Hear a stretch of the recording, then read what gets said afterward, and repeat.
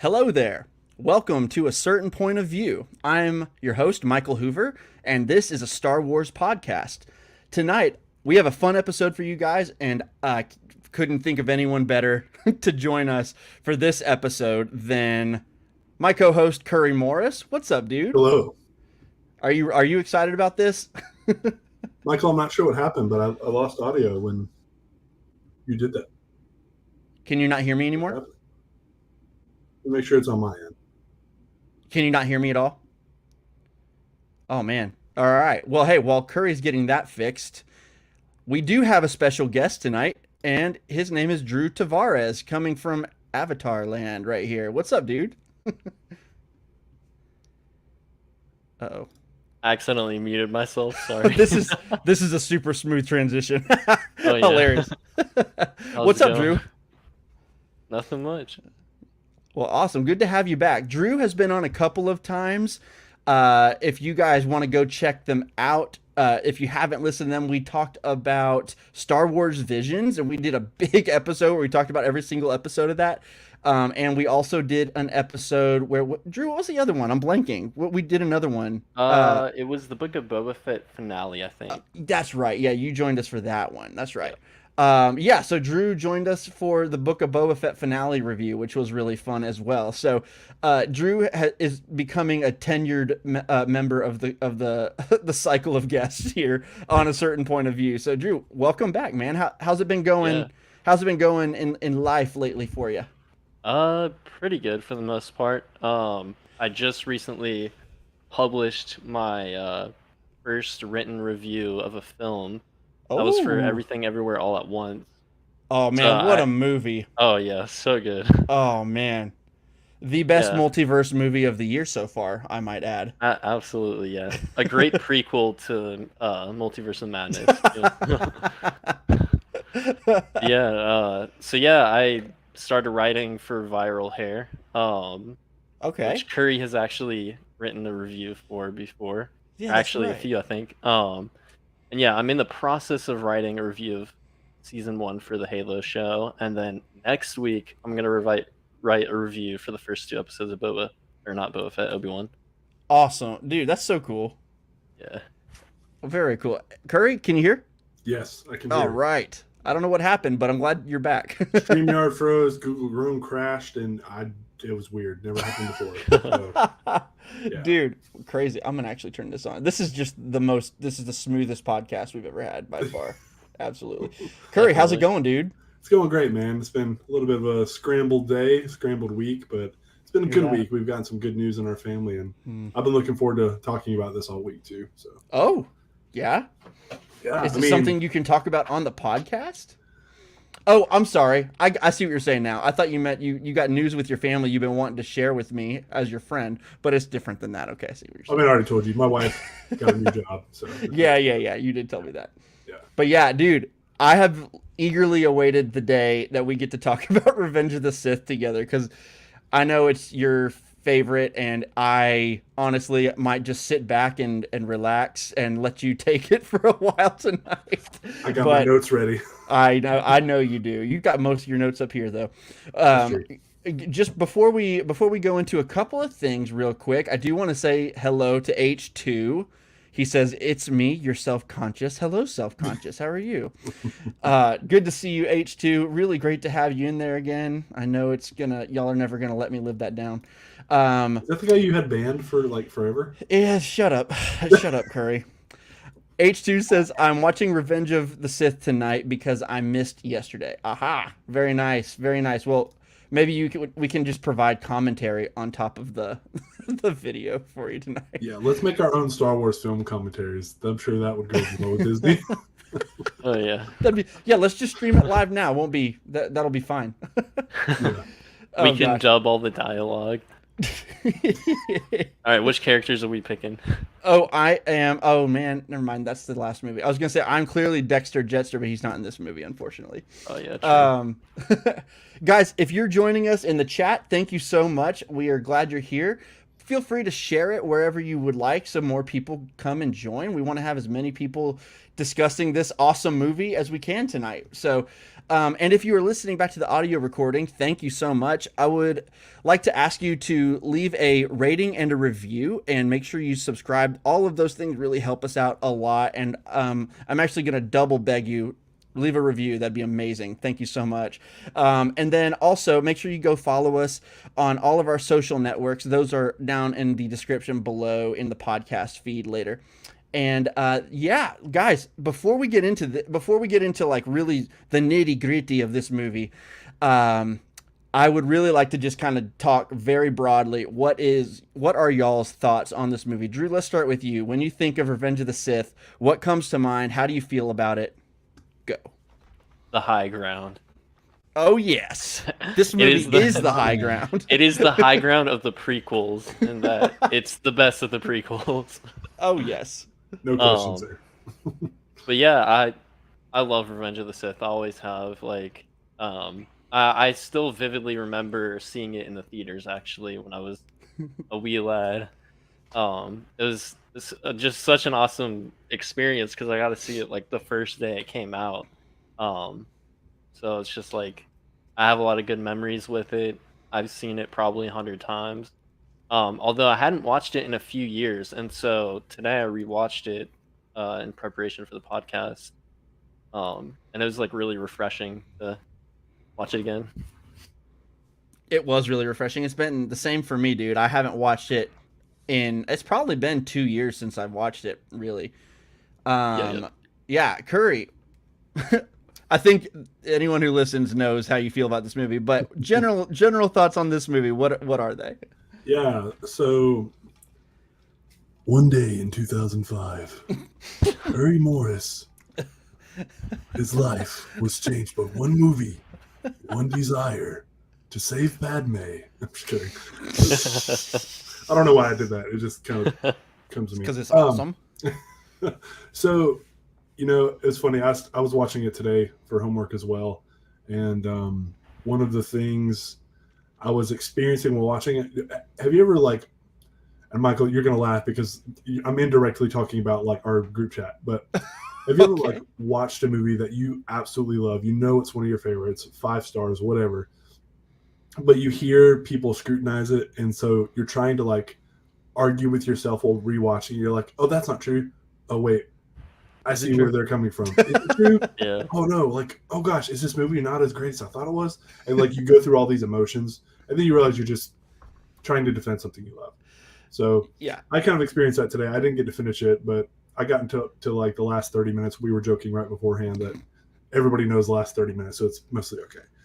Mm-hmm. But when this came out, I was the perfect age for it. I was in 5th grade, so I would have been I was 11 and a half when it came out. Perfect. And it really stuck with me because of how dark it is. And being a not happy ending with a hint of hope. And my family, they're big fans of the original trilogy, and they don't care for super dark content. It's just not their thing. And so I was one of the only ones in my family who really loved it at first. My younger brother has come to love it a lot, and my older brother likes it too, but it took time. And over the years, I don't know if I realized how much of an influence this had on me. Star Wars has had a crazy influence on me. All the short films I made in high school and then on, even today, we always have a lightsaber, some kind of reference. We always try to mimic prequel fights and things like that. But when I think about Star Wars and the crux of the storytelling that really just blew my mind, Revenge of the Sith has a lot of those moments, not all of them. And over the years, my love for it just kind of grew and grew. And in film school, when you're the only guy in the room defending the prequels with a bunch of snobby film students obsessed with the mise en scène of French cinema, it can be hard. And so I think I went through a phase of maybe they're right. It's not as good as the original trilogy.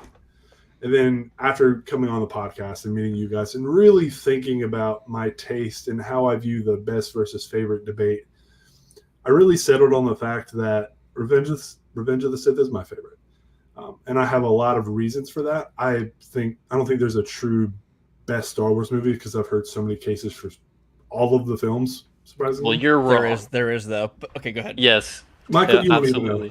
You don't even know. Actually, I think Drew will agree with me. Yes, absolutely. There is a best Star Wars movie. That is subjective. And this is going to come up a lot tonight. I can already tell. But anyways, long story short, I love this movie. It just gets better over time for me. And I think it has the strongest story of any Star Wars film. I love that, man. This is one of the great things about Star Wars. And we always talk with Star Wars about entry points, right? So the people who grew up on the original trilogy, a lot of people who grew up on the original trilogy are really great fans and really inclusive fans and all of that. But some people who grew up on the original trilogy are really big jerks about whether it's the prequels or the sequels. It just depends on the person, right? But a lot of that has to do with, well, when I was a kid, this was what Star Wars was. And like anything, Star Wars absolutely evolves, and so does technology. But anyway, you came into it so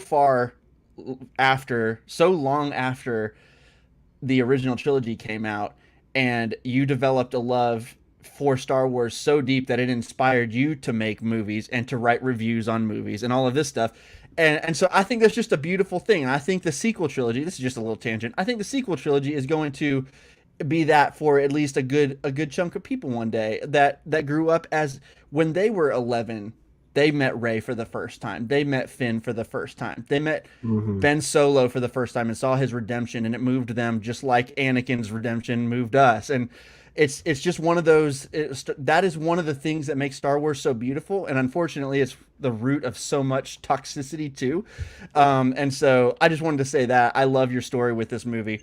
For me, I remember watching it in theater. It did not. I remember liking it a lot. I don't remember like my emotions when I was in the theater. I've told this story before. The only thing I remember about this experience in the theater is that my dad fell asleep. My dad took us to this movie. He does not care about Lord of the Rings. He doesn't care about Star Wars, Harry Potter. He doesn't care about any of this stuff. But being the wonderful father he is, he took us to the movie with our friends. And we were like all excited, and we look over and Dad's asleep. So I think that's especially traumatizing for Ben. He's brought that up so many times on the podcast. It's just so funny. But that's my big takeaway from the actual experience of the movie. I don't remember. I would have been about 14, I guess, at that point. And so, or actually 15 probably. So at that point, I was just reaching the age where I really still liked the prequels, but I was coming into my teenage years and early 20s where I did not like the prequels eventually, right? So this movie actually had to really grow on me a lot over the years as I have gotten older and grown more in more of an appreciation for all of the prequels, really. But out of all of the prequels, as much as The Phantom Menace is by far the one I've watched the most, I can quote that probably from beginning to end. It's this movie that has just, I mean, this is a top 5 Star Wars movie for me. This one is, it's beautiful. It's tragic. John Williams, I will talk about him all night for this one, because out of all, this might be a hot take. Out of all of the Star Wars scores, I genuinely believe this was his best one. I agree. At certain points in this movie, I literally thought to myself, okay, John, you're just showing off at this point. Like, is there anything that you can't do? And there are just moments, like just right now, I have chills thinking about like Anakin's betrayal, the music that was happening during that point. And good. That is one of my favorite Star Wars tracks, is Anakin's betrayal. And it's one that not enough people talk about, and I'm always trying to talk about it more. And good Lord, it's so good. That was how we first bonded over this movie, Michael. Really? Yeah. We were talking about music, and I was like, do you know Anakin's betrayal? And you were like, oh, I think, is that the one? I was like, yeah, go listen to it. And you were like, dude, yes, that's the track. And we just like bonded over that. Yeah. Probably and the then first time later, we ever agreed. The first time and not one, the first a few, very few times. I'm just kidding. We actually agree on a lot, but when we disagree, it's really bad. But Ben and I did a while back. Ben and I did an episode on just the music of John Williams through the Skywalker saga, and it was a 3-hour episode. It's probably the episode. It's one of the episodes that I'm the most proud of. It's very heavily edited. I took forever on it. We talked forever on it. We gave musical examples, all of this stuff. It was really a fun episode, and I had never really just listened to the prequel score very much ever before, just without stopping, without the context of the film. And I was listening to it, and I was just like, just track after track. I was just like, why do more people not talk about this as potentially his best score out of all of them? Like, he really goes to another level in this one. And I would say for the prequels in general, he does, but this one in particular with the choir, and it's bonkers. And so John Williams is going to come up several times tonight. Apologies in advance, but not really. But I love this movie. Every time I watch it, I think I love it more. And again, I brought this up last week with Jessica. I really think my love for the show, The Clone Wars, has absolutely helped me in loving and appreciating these movies. And then just in general, I have just grown to a place where I can watch these movies. And of course, yes, I notice the bad dialogue at times. And by the way, this one doesn't have nearly as much. There are some spots, but a lot of it is mostly, I mean, coming off of Attack of the Clones, which is definitely the low point in Star Wars dialogue for me personally. Coming off of that one, this one is a huge step up in that department. And then there are just, a few things here and there. I have so many things in my notes that I like so many likes about this movie. And then there's just a few things that I have that I'll talk about that didn't work for me, but we'll just go into those as we go. But seriously, this movie is amazing. It's a top 5 Star Wars movie, and I love it. Drew, when you think of this movie, what are the things about it that you appreciate the most? What are a few things that you just, when you think about it, you just appreciate the most? Yeah, I'm gonna kind of steal one of Curry's points from earlier, but I loved how dark Revenge of the Sith was, especially because, like, going from The Phantom Menace and Attack of the Clones, like, it's like such a striking contrast in tones. Yep.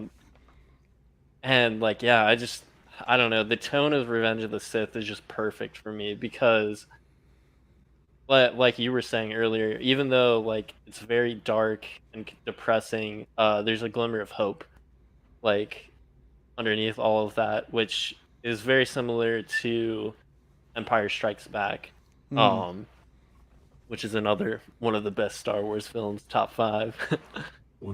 Maybe a top 1.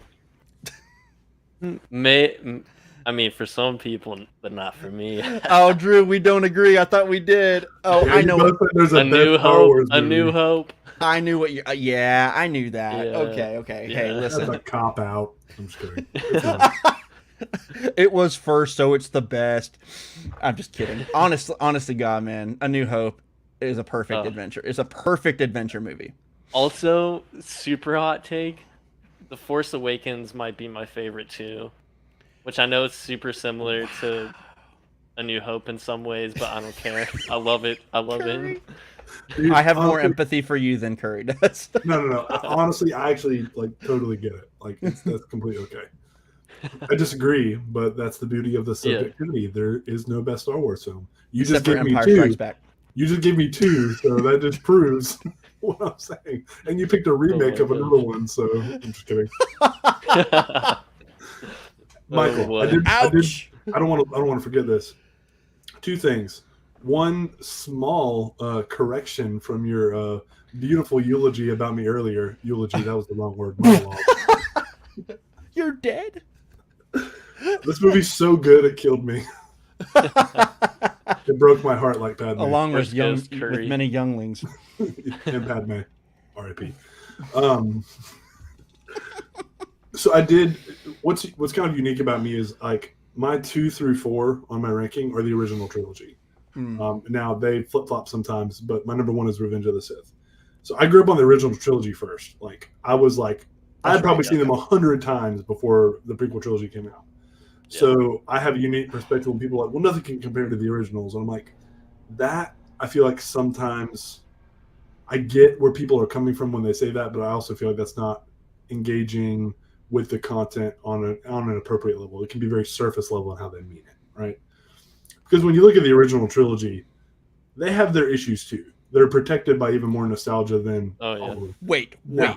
Wait. They're all 5-star movies. How dare you criticize the all perfect Star Wars original trilogy? I'm just kidding. Go ahead. Like honestly, it's not perfect. With the exception of Empire, that one's perfect. To be honest with you, A New Hope really it struggles with some dialogue issues too. It does. Oh yeah. Absolutely. I mean, the one George Lucas directed. Let's be honest, the dialogue can kind of be back and forth. Yeah.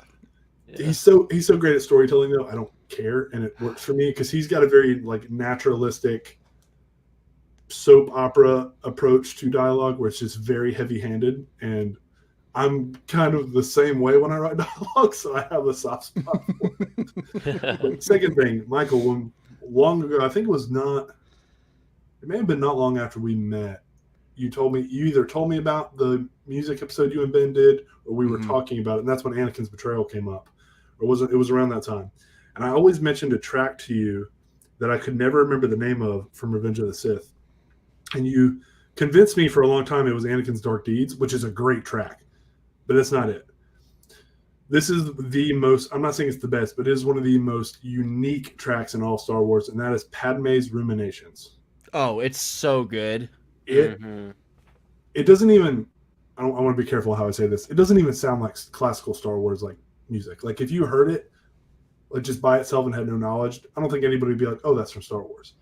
It enhances that scene where Anakin is just fighting with himself on like Weather Turn, and him and Padme are looking like across the city at each other. It's so good. Which is like it's a play on, I think it's a play on Rosemary's Baby. I read like George Lucas was like emulating that, but anyway. Interesting. I may be mixing up the movies. I'll have to double check that. I got dad brain tonight. But that track, Anakin's Betrayal is the best, but Padme's Ruminations are like, it's so good. It's just so good. Dude. It's just so different.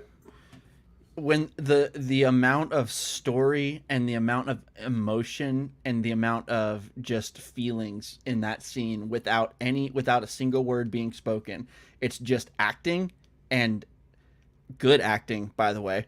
And it is also just music, and it is just really good music.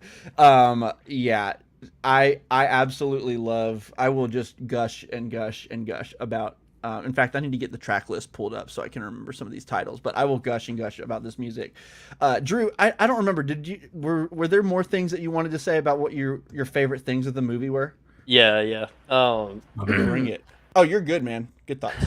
Except that apparently my beautiful little speech was completely useless. It was not completely. Only like not completely. Only like 15% useless. Go ahead, Drew. Yeah. So something I like really noticed while rewatching that I never really thought of much about before, which I don't know why I haven't, but I was surprised how much new stuff they introduced with the world building in the movie. Like even right off the bat, like you're getting like brand new ships, like a bunch of brand new types of ships. Both cruisers and the starfighters that they're flying, the buzzsaw droids, all the different like droid starfighters, the way the clone troopers look, like you're just hit with like all of these new things that like you've never seen before in Star Wars, and like just the amount of like new technology that they have for the clones and the droids and everything like that. Like I don't know, I was just like, wow, they kind of like George Lucas introduced a lot of new stuff in this film, because like Attack of the Clones was pretty basic when it came to all of the clones and the droids. They're all like fairly similar, but it just opens up with so much new stuff, and it's like that throughout the entire film. Which I don't know, it was just like something that I noticed that I hadn't noticed before that I really appreciated. Especially like if you think of oh my gosh. Especially It's Jack. Oh, okay. So, hey, makes sense. Jack says, "What's up, guys? Glad to see you all. Well, except Drew." Because if you're listening to the podcast and not watching the video, we can't see Drew because camera issues. One of these days, we'll actually see you. But yeah, go ahead, man. Go ahead. Yeah. So I don't know. Just within the also like thinking about it within the context of Clone Wars, it's just like kind of cool to see all of that tied together. But like before the Clone Wars, I mean, like if I was older than I was when I first saw Revenge of the Sith, I would have like really noticed that and been like, wow, this is crazy, all this like new stuff getting introduced to us. I don't know, I just thought it was like really neat for the world building perspective. Something to really appreciate. Yeah, dude. I totally agree. Continue. Go ahead. Yeah, I was also gonna say, I think, I don't know, I may be wrong, but I think like after rewatching it today, Revenge of the Sith might have my favorite opening sequence out of the entire franchise. It's so good. It is a Clone Wars episode. It really is. Yes, like, I can down to the minute. It is. You can hear the narrator like just. I can imagine the narrator like talking at the opening sequence. Oh, it's so good. Oh man, yes. I'm so glad you said that, and that was literally the next thing I was gonna bring up. So it's like the perfect transition. Perfect. It really is, Curry. You nailed it. It's a Clone Wars episode, and it is a great Clone Wars episode. Yeah. And the first of its kind.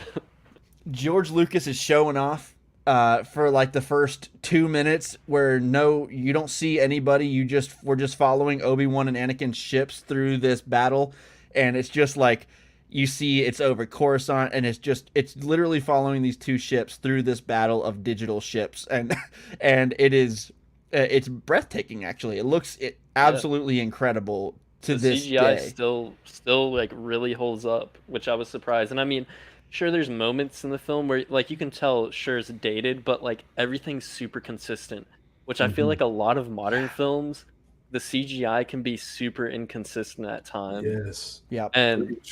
And I'd rather have that consistency than like top tier CGI in like 5 scenes and then the rest of the scenes are just like really shoddy. So yeah, I was surprised by that. Not only is it consistent, but it's also a big step up from Attack of the Clones. Oh, because Attack of the Clones, I mentioned this, I think in my little recorded thing last week, but Attack of the Clones was the first major Hollywood blockbuster that was shot completely digitally. So there was a lot of learning going on with that, and a lot of the things that they did there, I don't want to say perfected, but made a lot better in Revenge of the Sith. Yeah. So not only is it more visually consistent, sorry, my dog just hit the door.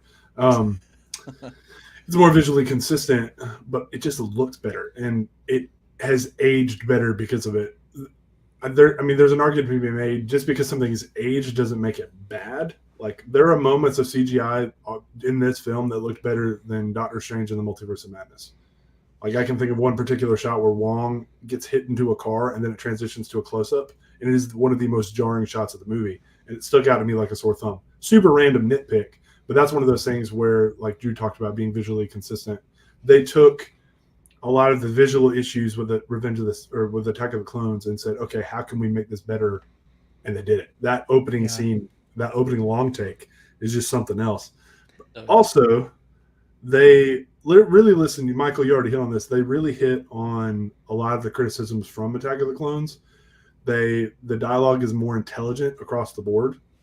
There are still moments, where it can be a little much or very straightforward. But also, I will say, if you go back and watch the serials that George Lucas based these on from the 40s, the dialogue is the same way there. It just doesn't play as well for modern audiences. So the older I get, the less I care about it. In terms of pacing and like flow of the movie, people complain there's way too much downtime in Phantom Menace between action scenes.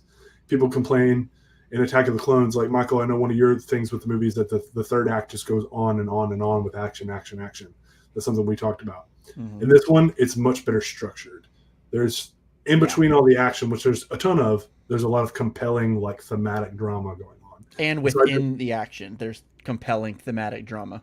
Yes. I just think his plan finally clicked with what he had to do. And while it's not perfect, it just really came together. Yeah. I agree. I did have one shot always bothers me. I don't know why, but for me, like I just said, most of the CGI in this movie is brilliant. It's absolutely it's mind blowing, especially for the time it came out. But it holds up. There's this one shot in the beginning sequence where Dooku brings, he force pushes Obi-Wan away. He hits his head or something, and he falls. And he's unconscious, and then Dooku brings that bridge down on top of Obi-Wan, and I always felt like that bridge falling looked really wonky, like it looked like it was like a styrofoam bridge or something like that. Is it just me? Have y'all noticed that before?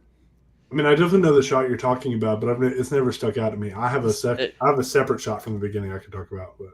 Yeah, it hasn't stuck out to me either, but like now I'm curious and I want to like rewatch it again. Just that scene to like see. Thanks, Michael. You just ruined the only shot from that sticks out to me is when Dooku does the random front flip over the. Oh yeah, that's so where I was like, that was unnecessary. It kills me.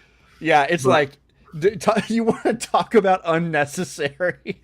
It is really funny. By the way, I love that part.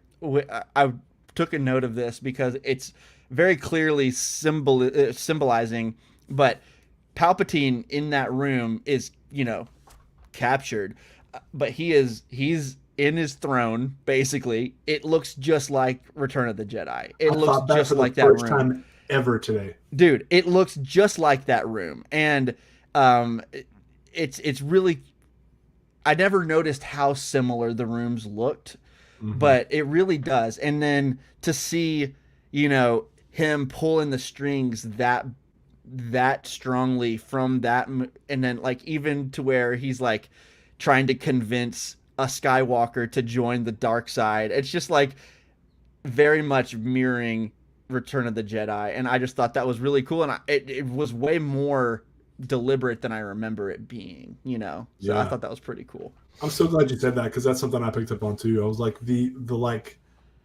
the callbacks, but also in a way it's a foreshadowing of what's going to happen. Is just it's so well done. Yeah. It's unique because it's a prequel, but also there's two things. One, there's a shot that sticks out to me from the beginning where I'm like, ooh, the green screen keying wasn't as great there. It's when Anakin meets Grievous. He goes, General Grievous, you're shorter than I expected. The background is too flat. It looks very obvious green screen. They didn't blur it as much as they should have, and you can just tell like that. I don't know why, but every time I see it, I'm like, come on, guys. That's just one shot. That's just one shot. But something they did a lot better on in Attack of the Clones, when Anakin and Dooku duel, it's obviously a stunt double doing a lot of Christopher Lee's moves and choreography. And they CGI'd his face on CGI'd might be the improper term, but they put his face on the stunt double. And it's so bad and it's so noticeable in Attack of the Clones. Love the movie, but it's just really awkward. I have to look at the lightsabers. Christopher Lee didn't do all of those fights? What's crazy is he did more of it in Revenge of the Sith. It's very clear when you can tell he's doing the choreography, because he did a lot of the close-up stuff, so they didn't have to show him swinging his line crazy. But on the shots where they add his face onto the stunt double, I looked for it and I had trouble finding it. I found it in one shot and I was like, okay, it's there. They massively improved either the tech and all that there, which is probably the same tech that they were using on Luke in The Mandalorian season 2. And I'm like, hey guys, that's from 2005. Can you do better and not do what you did in Book of Boba, which is better, but not what we want. And then they were like, okay, no problem. We'll devote a whole episode of the Book of Boba Fett to it. I'm just kidding. To Uncanny Valley. But I love that. Yeah, and it's really funny talking about this. I'm not a CGI snob in any stretch of the imagination. A lot of you guys, Curry, I know you notice this stuff because you know more how it's done. You're trained, your eye is trained to see it. Honestly, mine's not. I can pretty well. I mean, I can see bad CGI a lot of the time, but a lot of time I can't see some of the CGI that's a little more borderline. And so that's why it's kind of interesting that I noticed this bridge. At least I feel like the bridge falling looks really bad, but you guys have never noticed it, which is it's kind of surprising to me. But I like all that face stuff in Attack of the Clones that you were just talking about. Never noticed it. Never, not one time. So I'm very forgiving with that kind of thing because I never noticed it until like the last 2 years. Because especially with older films, I don't feel like you can hold it against them if the CGI is bad, unless it was like awful for the time. And even then, if it doesn't distract from the enjoyment, then we're power to them. Yeah, and it's for me, it's always just like, how's the story though? Like I'm so maybe too forgiving. I am so forgiving of bad visual effects if the story has me captivated, and you know this movie did. But Drew, any thoughts on any of this? Yeah, no, I think y'all pretty much covered everything that I could think of for that. Nice. I did one thought on the opening sequence before we move on. I love already. I love how not already, but I love how there was this one shot of they go out of their way to show Anakin really loves to fly, and there was this one shot where he's like, it's in the cockpit and he smiles and then he does a spin move, and I know he was thinking, spin move, I'll do a spin move, that's a good trick. Yeah, I was just like, I'll try spinning, that's a good trick. and it works perfectly to get rid of the missiles or whatever, and I was just like, I love that. Yeah. I don't know if that was a purposeful callback, but for me, I saw him thinking spin move time, and I really loved it. I thought it, so that's in my head canon. That's what he's doing. It's so interesting to me. Like Anakin's a lot more witty in this one. Yeah, I was thinking about talking about that, but I forgot to. But yeah, go ahead. No, yeah, exactly. So I feel like when they were developing the Clone Wars animated show, they're like, okay, he ended Attack of the Clones as like an unsure Padawan. Now he's a more sure, cocky Jedi Knight. What would he be like? Well, Revenge of the Sith. That's him at the height of his power as a Jedi Knight. What's he like? And so it's cool to see like, oh, that's how they translated into the series. They got it from how he played in this movie. And like they're like, Anakin, the doors are closing, or the shields are down. The shields are shut up. He's like, sorry, master, and he does another spin move, and then shoots them. But like it's nothing though. And everything, like when he calls the elevator back down when they're falling, and he's like, oops. Like it's just, I don't know, that kind of humor works for me. Yeah, it's great. I do love the dialogue. It's pretty funny to me, but as they're escaping with Palpatine, wait, no, I'm sorry. I don't actually think that they have Palpatine just yet. No, because Obi-Wan is conscious for this. So Obi-Wan is like, wait a minute, we're smarter than this.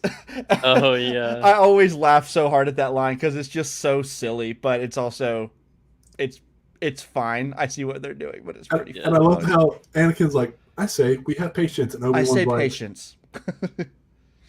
Obi-Wan's just like, you're saying we have patience? Ewan McGregor says so much with just his face in so many scenes. I know, and I love how even the attitude between Obi-Wan, Anakin, and R2. Obi-Wan is just like wanting to like badmouth R2, and Anakin's like, he's trying. He's trying. And meanwhile, it shows R2 just like demolishing an army of droids. It's just so great. Classic R2 doing so much. They found the right balance of humor in this one, because I know they struggled with it in Phantom Menace and Attack of the Clones, so I feel like they did a lot better with it here. Music coming home. Yeah, I know. Yeah, they did. They did find a great balance. Was Jar Jar in this one? He is. I don't even remember. It's so brief. It's almost like a cameo. Yeah. Jar Jar cameo. Guys, here's something I want to bring up, and I think this is something that of course, when you watch it, you notice that this is happening, but I actually took notes on all of the different things that he said doing it. And I just took note, especially like watching Attack of the Clones, how early on Palpatine was not even being sneaky about deceiving Anakin and like twisting that knife for a long time about, putting in Anakin's mind that he didn't need training. He doesn't need, these guys need to be listening to him and all of this stuff. And I decided this time I need to count. I need to actually count and take note of all of the things that he says and all of the different ways that Palpatine manipulates Anakin. So here goes. This is a list that I took. Palpatine tells Anakin, I'm counting on you. I'm depending on you. I'm appointing you. They need you. You're the best choice by far. The Jedi Council want control of the Republic. All who gain power are afraid to lose it, even the Jedi. He could even keep the ones he cared about from dying. Not from a Jedi. It's upsetting to me that the Council doesn't seem to fully appreciate your talents.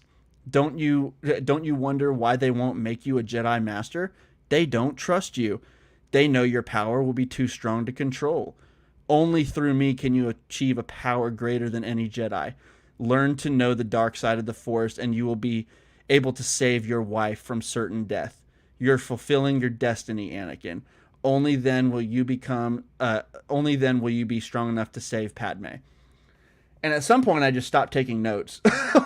Once he's clearly just not even trying to hide it anymore at the end there. But that, so much manipulation, and it's not even sneaky. It's just so blatant.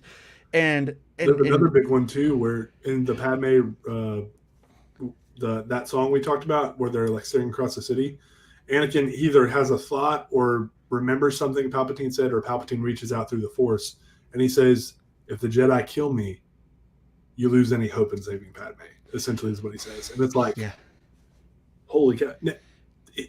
It's just Palpatine's a genius. He's just a genius. It's very evident in this movie, and I think this is one of the things this trilogy does the most right. They show this slow ascension of this politician, and then you see more and more as it goes on how many things he's been working behind the scenes, and seeing how long it's been since he took notice of Anakin, and how long that he's been planning that he is going to be my next apprentice, and I will do everything that I can to make that happen.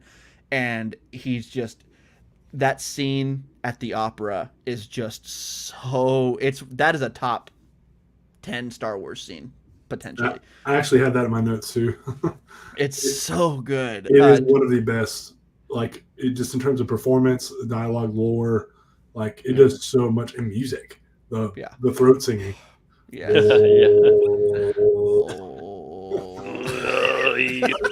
that was good. I want to try to put some music to that, what we just did in the podcast recording. Oh, man. Drew, go on our TikTok. Drew, that would be a great idea, actually. Drew, do you have? I know it's hard to see. Obviously, I can't see you, so I don't know. I want to make sure that we get you in these thoughts. Any Palpatine thoughts here? I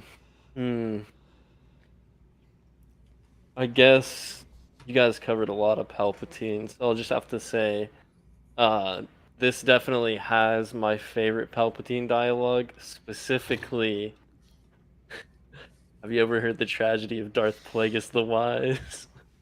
And I know I'm kind of laughing about it because it's a meme, but honestly, that line of dialogue is so good. So iconic. This movie is a meme. There are so many memes and GIFs from this movie. It's insane. That, I think, is a testament to the impact it had. People joke about it, but when movies can become so memeable in a good way, not because they're bad, it enriches it for me as a cultural thing. It's like Sam Raimi's Spider-Man trilogy. Yes. Yep.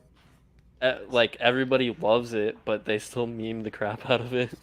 Yep. Say what you will about Spider-Man 3. I know, Curry, you like it, but that, I mean, Bully Maguire, that is honestly some of the best memeing I've ever seen.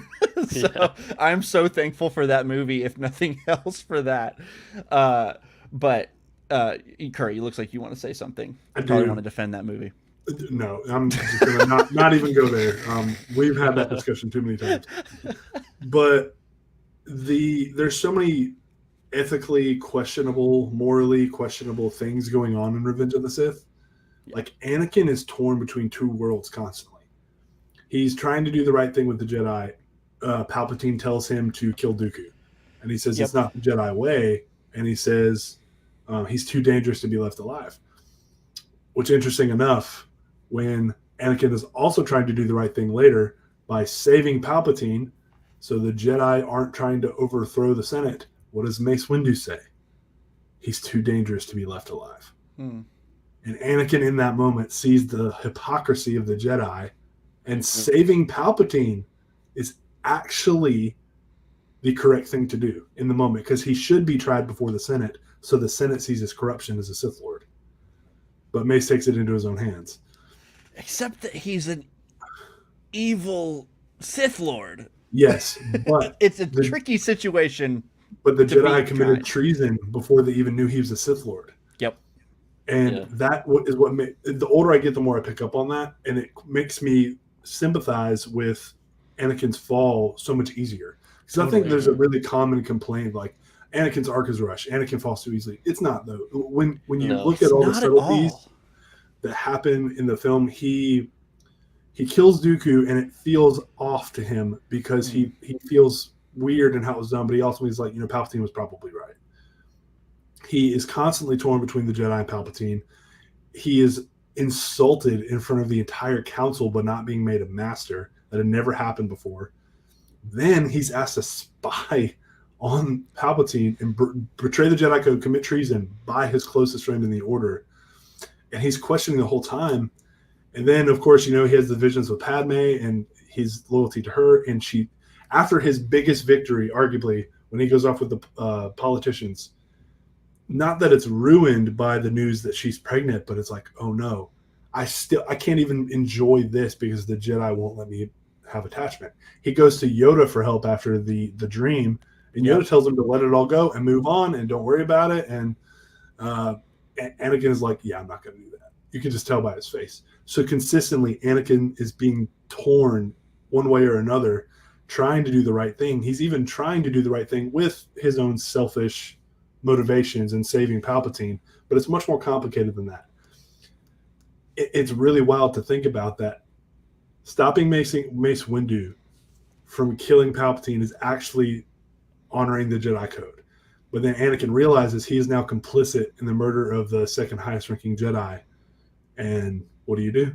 You've gone over the edge. Go with it. Right after that, I'm just going to finish this tangent, so I just get it all out now. But right after that, they're talking. Palpatine is justifying what's happening, right? He's manipulating again. He's saying, well, if this happened, the ramifications of it are all the Jedi will try to kill us. And what do the Jedi do when they find out? They try to kill Anakin and Palpatine. That's exactly what happens. Now, when Palpatine says they'll kill all the senators too, that's always the part that made me go, would that happen?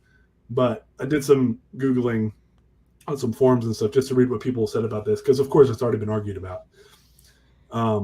They'd already said multiple times that they would have to take over the Senate if Palpatine wouldn't give up his power, that they would forcibly take it over. That's a coup. And what happens in these situations? There's typically violence because a lot of senators that were in his pocket would not go peacefully.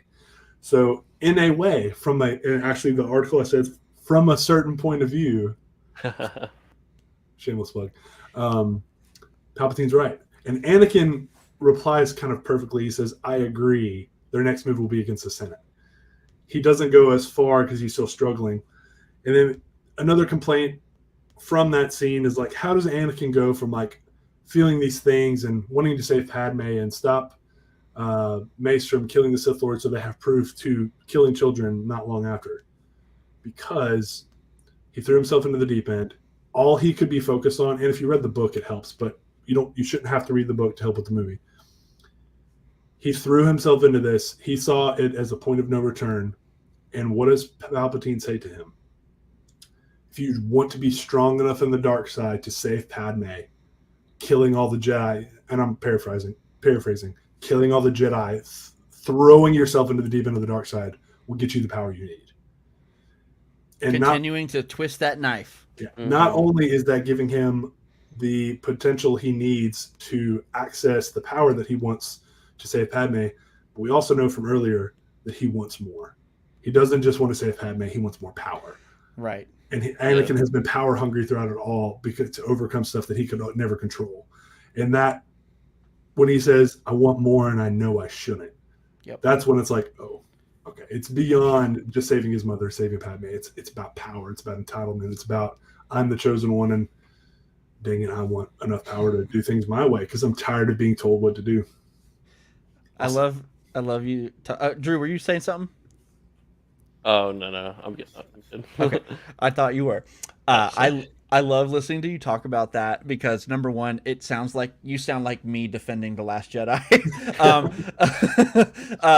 Number two, I really love I really noticed that scene you were talking about with Yoda where they were in the meditation chamber and Yoda and Anakin were talking.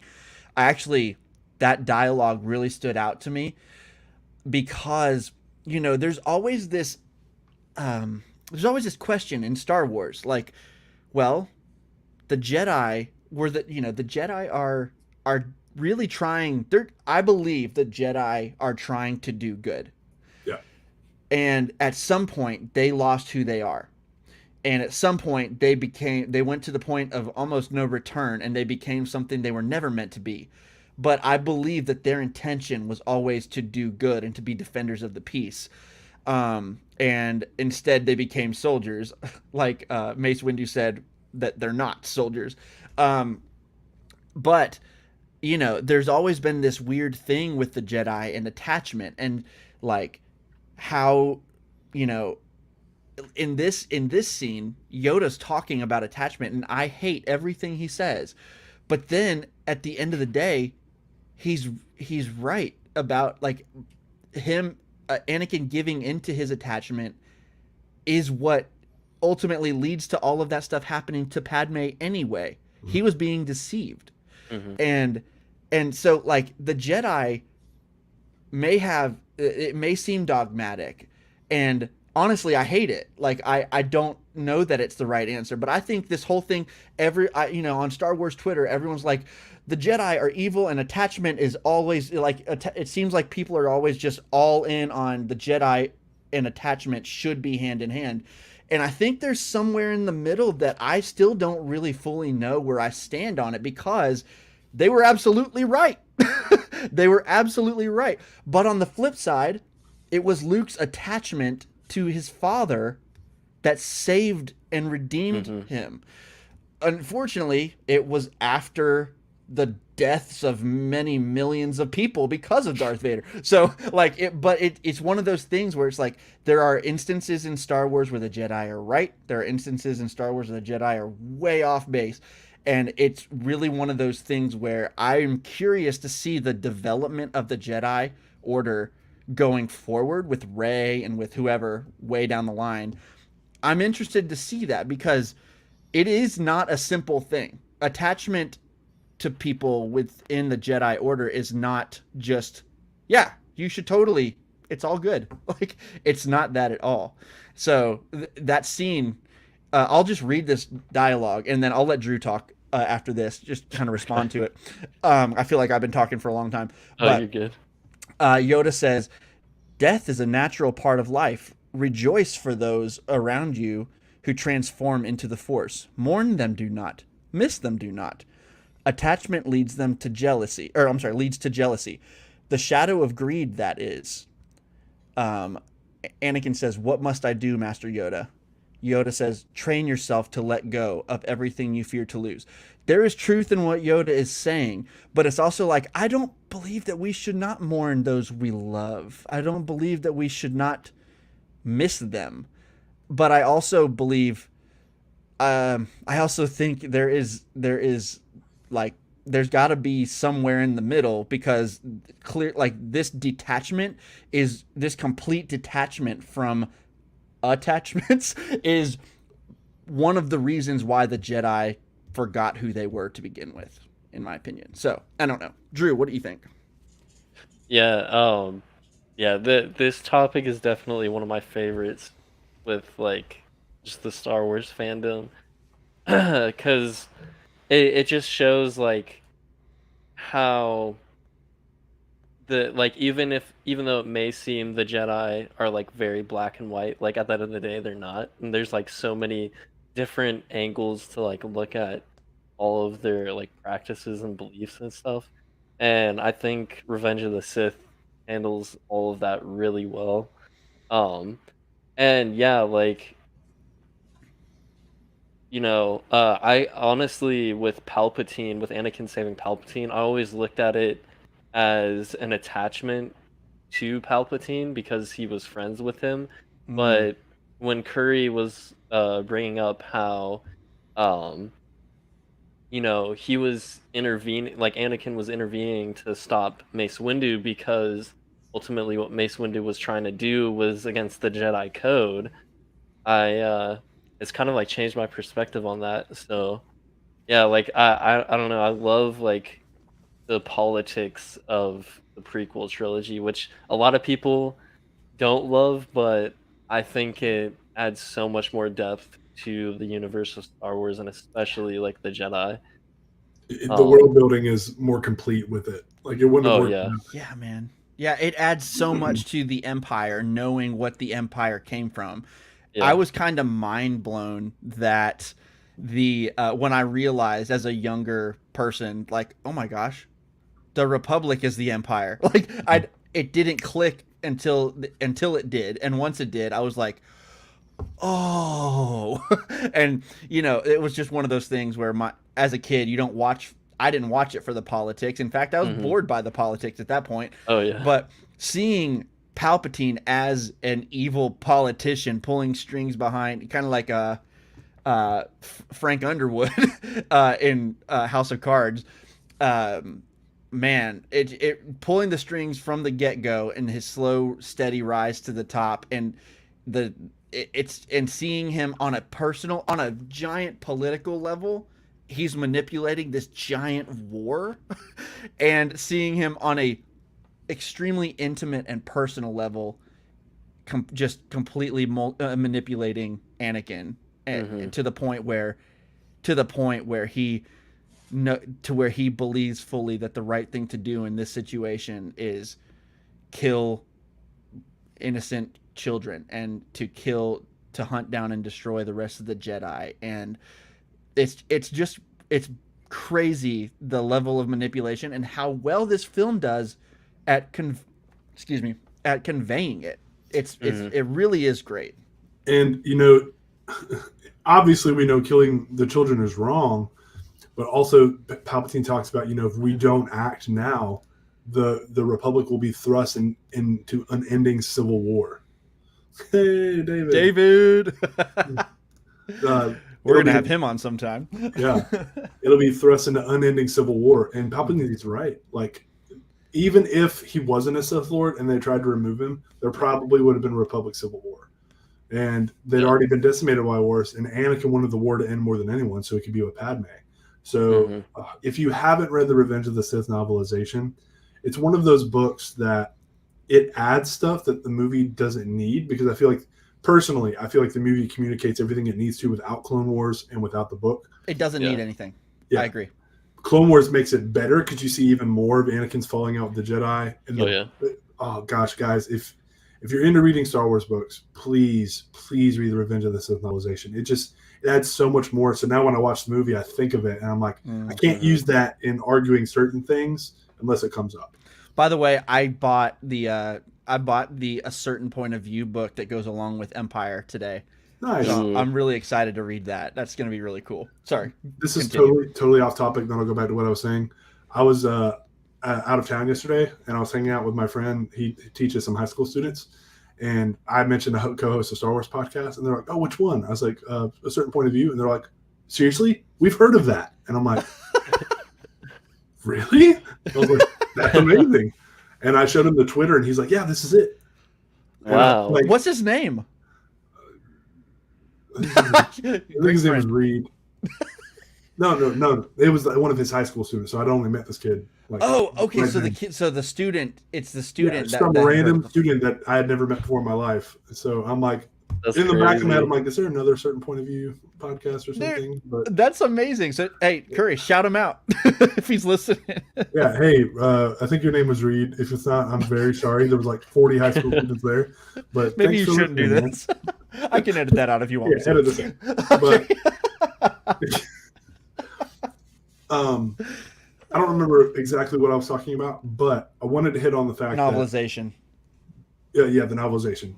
So, gosh, I have so much I want to talk about. When Anakin is denied being a master, in the movie, it's like, oh, he's insulted. Like, okay, that works. In the book, not only is he insulted, he was trying to access the Jedi archives to find out more about Sith like teaching and all, because they had it, but it was restricted to masters only. So young, like more inexperienced Jedi weren't tempted by it, but only masters could access it. So when he got promoted to being on the council by Palpatine, he got excited by being a master because then he could access this and maybe find out about saving Padme. That's cool. So when they denied it to him, the rage from being insulted, which is justifiable, and also being denied another chance to save Padme is also there. So it adds another layer, but it's only in the book. But he said he pulled everything from the script, so it makes me wonder if they cut it from the film. Another great thing about the book is it makes the Dooku fight at the beginning so much better. The guy who wrote it, Matthew Stover, he's a combat veteran and knows a ton about martial arts. So the fight scenes are written very well, and he goes into like the 6 forms of like saber combat and what Dooku thinks, because Dooku's one of the best duelists, and like how Dooku is thinking about Kenobi and Anakin during the fight. It's brilliant. The other thing I wanted to hit on, I don't want to forget, and I know I'm talking way too much. I'm so sorry, but I'm not, because it's a podcast. So, there's so much ambiguity in Revenge of the Sith. There's a lot of unanswered questions, but not the kind that drive you crazy, but the kind that like leave it up to you to interpret. Like, how did Palpatine know about Anakin's dreams? And then the argument comes up: did Palpatine plant those dreams? Did Palpatine use his incredible power in the Force to really read Anakin better than anybody ever thought he could? Personally, that's what I subscribe to. I don't like doing he planted the dreams. I think it just gives him a little bit too much power, and that goes beyond what I think. Yeah, because then it's like, then you get the whole he created Anakin himself thing. And, hey, but you gotta take into an account, he did come back to life.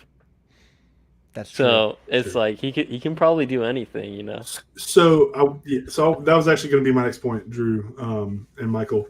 So did he plant the dreams? No, but did he use the dreams?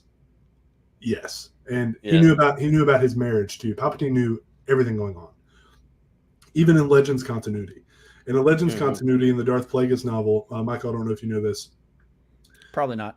In the whole the tragedy of Darth Plagueis the Wise scene, he says he had the ability to create life and blah, blah, blah. And he strongly hints that he was behind Anakin's creation. In the Darth Plagueis book in Legends, and I don't think this has ever been addressed in canon, so until they do, this is kind of like the de facto thing people go to. Plagueis could influence midichlorians, and he was trying to create experiments, but none of them had come to life. Like, they were just botched, almost like the dead looking Snokes in Rise of Skywalker. They were just failed experiments. And when there's something called the Grand Experiment in Star Wars lore, him and Palpatine attempted to do it stronger than ever using Sith alchemy, and it fails and nothing happens. And the Force, in response to the Sith, create Anakin to fulfill the prophecy. And so they indirectly cause their own demise. I like that so much better than Palpatine created him. That is so much better to me. That was darkness rises and light to meet it. Kind of a thing. And they failed. So in a way, they are indirectly responsible for Anakin's creation. And in a way, because of their actions, Plagueis did create life. But again, that's Palpatine manipulating the truth into what can help Anakin turn to the dark side. So I haven't read the book fully. It's one of those ones that it goes into all the politics behind the scenes that Palpatine is doing. Yeah. And that's just always really fascinating to me. And that's something I hope makes the jump from Legends to canon. Because Acolyte, maybe Acolyte will be before all that, I think. 100 years. It's 100 years, I think. Yeah, Palpatine was this was like happening. I mean, this led to Anakin's birth, so this was like probably 90 years in the future. Yeah, from that. But yeah, do a little backstory for you. I like that a lot. I really do like. I like that idea so much more than because I've heard people say he used the Force and he was in essence the father. When Shmi says there was no father. I've always hated that argument, but with no basis. I haven't read the books or the Legends books or anything like that. I've just always been like, I hope that's not in a book. And that's taking it too literally. But what I like about what the film doesn't commit to it. Yeah. The film doesn't commit to any of these ideas. Like, how did Palpatine do that? Yeah. Well, and for once, I'm okay with because he's the powerful Dark Lord of the Sith. They don't know how it works. We don't know how it works. And we just know that the Sith use the dark side. The dark side is a natural occurring element in the Force because there's creatures and stuff that feed off the dark side. There's dark side like spots, like the island in Last Jedi, the cave on Dagobah itself. Really, it's the Sith twist it to a point that throws the Force out of balance. Would you say he did all of this somehow?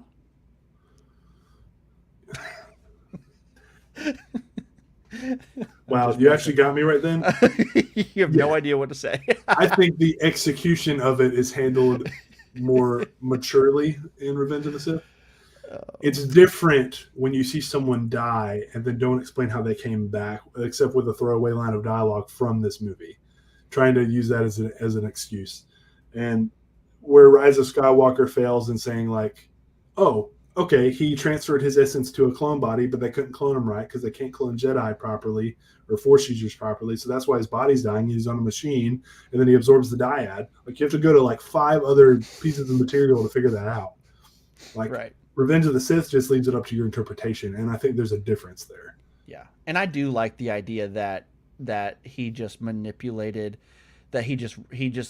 I feel like it's so believable that Anakin is an open book to Palpatine. Like he is not guarded whatsoever from Palpatine, and he has no control over his emotions, and he can read them like a book. So I really like the thought that no, he didn't plant those dreams. He knew about them because he read them. And I mean, I just started the Brotherhood book today about Obi-Wan and Anakin, the one that just came out. It's really good so far. And there's a moment where Obi-Wan sees Padme and Anakin in the hallway, like, see each other, and Obi-Wan gets like 3 pages worth of like thoughts from Anakin and like feelings, things that he's feeling through the Force, just from that small moment. Anakin spent decades like befriending Palpatine, well, I guess at least a decade befriending Palpatine. He told him about the Sand People. He told him everything, stuff Obi-Wan didn't even know. So of course he'd be able to read him like an open book. Yep. Yeah. And if Palpatine is influencing him through the dark side, like, if we're going to be consistent in Rise of Skywalker, where he says to Kylo, I was every voice inside your head, then he probably did enhance those feelings and push things on Anakin, both directly and indirectly, to make it worse. But I just don't like to subscribe to the fact that he created these visions in Anakin's head, because I think that's taking away from Anakin's power and his agency a little bit. And there's nothing in Attack of the Clones or Revenge of the Sith that directly really allude to that. Sure. But I do also think it's fair to ask, well, then, like, where did the images come from then? And where did they come from in the second movie? Well, foresight is like a common Force power. Yoda even says, be careful when looking into the future. Yeah, Yoda has done it. And so that's like a common thing established. And even in Phantom Menace, Qui-Gon says he can see things before they happen. Yeah. So. Yeah, that's a great point. Drew, I know all of this stuff is pretty, like, there's not a whole lot that's like established canon and all that stuff about this, but like Curry said, it's interpreted, it's kind of left up to us to interpret for now. What do you think of all of this stuff with Palpatine and cloning and influence over Anakin and all that stuff? Yeah, I've definitely like heard all these theories before, like especially the one where like Palpatine created Anakin. and I don't know how I feel about that, especially with them bringing Palpatine back in Rise of the Skywalker, or the Rise of Skywalker. Rise of the Skywalker. Rise of the Skywalker. More like Rise of the Palpatine. Yeah. Oh man. But yeah, no, I definitely I find all these like theories super interesting, because I definitely think that some of them could be accurate. There could be portions of them that are true to what is actually going on behind the scenes. And I definitely like the idea of this grand experiment that they were working on failing, and it like forcing the force to create a light side like opposite in response. So yeah, if they were ever to like go one of those directions, I would totally be fine with that, because I think it uh, fits in very well thematically with what's already been established with the Chosen One and all of that. So yeah, please don't make Palpatine be the creator of Anakin. Yeah, not the direct way. Like it's just, No. It's just too much. There was a comic book panel in one of them. It was one of the Vader comics. Vader's having visions, and it shows Shmi pregnant, and it shows like Palpatine behind her, like with his hands around the womb. And people were like, oh, they just confirmed it. But then I remember that. The writer came out and was like, no, it's Anakin having visions of all of his like different trials and tribulations, and who controls him, and like who he looked up to, and all the big figures in his life. And I'm like, yeah, well, you didn't handle that well. I can see why people interpreted it that way. You know? Yeah, that's pretty. You know, I'm so glad he came out and said that. But if you see that picture, it's like that's. I see why people would have thought that. Right. What is the comic thing where Luke's hand is used to clone Palpatine or something like that? Is that what it is, Curry or Drew? Yeah. Well, it's never directly stated. So there's in the current Vader comics, which I have to catch up on. Vader goes to Exegol after all of his failures in Empire Strikes Back. Palpatine's like punching him and like questioning whether he should even still be his apprentice. So he brings him to Exegol and makes him go through all these trials, and you just see a shot of a hand in the background, like among all the science equipment that presumably makes Snoke, and anything else that happened there. So they don't directly state that it's Luke's hand, as far as my knowledge goes. It's like an Easter egg, and I hope they never touch it again, because I hate that. I really like the cloning stuff as far as Camino and like Palpatine, like always thinking multiple steps ahead. And hold on, so David says also Lucas literally used the actual shot of Padme from the end of the movie for the vision, so it's real. Yeah, that's a great point.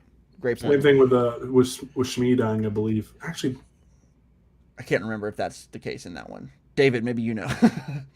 It's been so long since I've seen Attack of the Clones, I wouldn't remember either. I think it's just audio. I just watched it twice last week. It was really weird. It was really weird for me. Watched it twice? No, I watched it twice last week. It was really a weird week with Attack of the Clones. I actually watched the full movie twice because we did an episode on it here, and then I also did this watch through thing with another show, and they were watching that movie, and I was like, yeah, I guess I'll go do that. It was really fun, but I was like, man, I've never watched Attack of the Clones back to back like that. Yeah. but yeah, I love how Palpatine like is always thinking steps ahead. So not only is this cloning for, the war that he's like manufacturing, but it's also for his future plans for when he inevitably dies. He's thinking that many steps ahead, and I love that, and I love the Camino stuff in general. I think it's so fascinating, but I hate this stupid idea of cloning from Luke's hand. That is where Star Wars, some of this stuff that I think I've heard, correct me if I'm wrong, that some of this stuff is originates from Legends, like where there's a lot of cloning stuff that's kind of just... And there comes a point where it doesn't feel like, it feels more like a weird sci-fi channel movie like the Sci-Fi Channel on TV, Yeah. rather than Star Wars. If that makes sense, I don't know. There is cloning that goes on, but it's properly built up to across several books with a lot of exposition and world building that it doesn't feel like out of nowhere for the sake of fan service. Gotcha. And it was pre-Camino too, so it was really novel at the time. And when you read about, like, I think they're, oh gosh, I'm messy on my Legends lore, but you know, Palpatine does come back. To me. Palpatine does come back, and it is through via cloning, but it has to do with the spirit essence transfer, which Rise of Skywalker stole. I think there is a clone of Luke at some point, but it was like trying to make Luke evil, and like it was a whole big like scheme. But also like the Dark Empire, where Palpatine comes back, Luke turns to the dark side, but he doesn't turn to the dark side because he is like finally succumb to Palpatine. He turns to the dark side to learn more about it and able to defeat Palpatine. Like, there's a whole interesting twist. So Legends gets a lot of crap for being messy, but it's not as messy as people realize because it had so much time to properly build up over the years. Well, I'm kind of I can safely say I really don't know if I'm going to read any of those Legends. Just Wikipedia. That's all you need to do. The stuff that I hear people talk about like that, it just doesn't interest me at all. Like not even a little bit. And to be fair, I haven't read many Legends books either. I've just spent like a long time on Wikipedia pages. And from that, I know what stories I want to read. And also just my dad read a lot of them growing up. So So here's what I want to talk about next.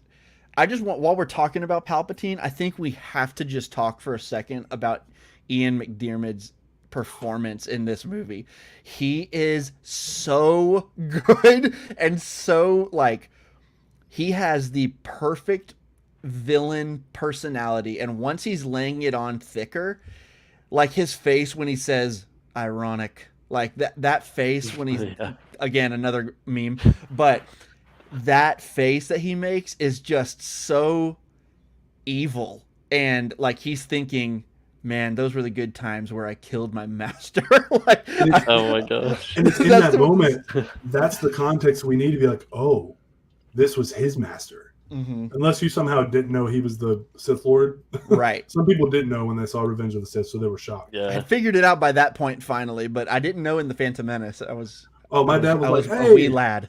That's the Emperor. And we were all like, what? But Drew, what do you think of his performance in this movie? Oh yeah, it's so good. Like, his performance, and then like Ewan McGregor's, like, just and we'll get to Obi-Wan later, but like I'm just saying, like, Revenge of the Sith has a lot of standout performances for me, especially for being the prequels, because people, you know, hate on the prequels for the dialogue and stuff like that. But yeah, Ian McDiarmid and Ewan McGregor, they just really push through, even with the tough dialogue that they have to work with. Their performances are so good, and it's all because of like the subtle, like, visual, like, whether it's facial expressions or like other body language, they just nail it so well. The older I get, the more I appreciate Hayden's acting too. Like, it's a lot more nuanced than I thought it was as a kid. Especially in this one, man. There are times in this movie, I don't know, I can't remember a time in this movie, this watch, where I was like, oh, that was pretty rough from Hayden there. I feel like generally he's either like satisfactory or like phenomenal, like in certain scenes. There's one line I still struggle with. I haven't gotten to that part in this rewatch, so maybe it won't hit me this time. Never mind. I know I have one. You might be about to say it. If you're not with me, then you're my enemy. Like, the way he delivers that one, I'm just kind of like, I don't know. It's always rubbed me a little weird. But that one didn't bother me as much this time. The part that is absolutely the worst, and honestly, I don't know how any dialogue could have, or how any acting could have saved this dialogue, but it's the part where he's talking to Padme on the balcony, and he's like, no, I'm so in love with you. that part bothered me. That part is, and then she's like, oh, so love has blinded you? Like, that whole part is so rough for me. That's probably, out of the entire movie, yesterday and today when I was watching it, that was the part that I was like, I can't remember any real parts that it really made me cringe except for that, and it always does. That part's so bad to me. Meanwhile, I'm watching that scene like they're so cute. I don't know, man. I've got sympathy for the really over the top puppy dog love because I'm kind of that way with my wife. Like, it's just how I'm wired. But I understand why people would cringe at it. So I'm not gonna die on that hill. Yeah. Drew, while we're talking about it, we've been gushing about this movie the entire time, basically. Do you have any criticism of this movie? Like, I know, like, we talk about this movie as the best of the prequels, but I definitely have a few things that... Yeah. So on this rewatch, something I noticed that I hadn't really noticed before was the pacing. And while I think it's definitely the best pacing out of all three, it opens with the incredible fight over Coruscant, and after that, for almost like 30 minutes, there is so much downtime. And I get that they're like trying to like set stuff up, and like a lot of exposition is needed, but like this time I really felt it. I was like, dang, like there's a lot of downtime, and I get we just had like this huge opener, but like I felt like maybe some of that could have been like a little bit smoother, or like cut down, or like spread out or something. I don't know, but yeah, there's like a few moments like that where I'd never really felt the runtime before, but like this time I was just like, dang, like I didn't notice like how much it slows down after the opening. And obviously it picks back up later on, but I was just like, yeah, a little bit. No, dude, I gotta say, of all the prequel movies, I mean, you said the same thing. This one is definitely the best pace, but I did not. I always talk about this in Attack of the Clones when it gets right after Anakin kills, all the women and the children and the men from that village.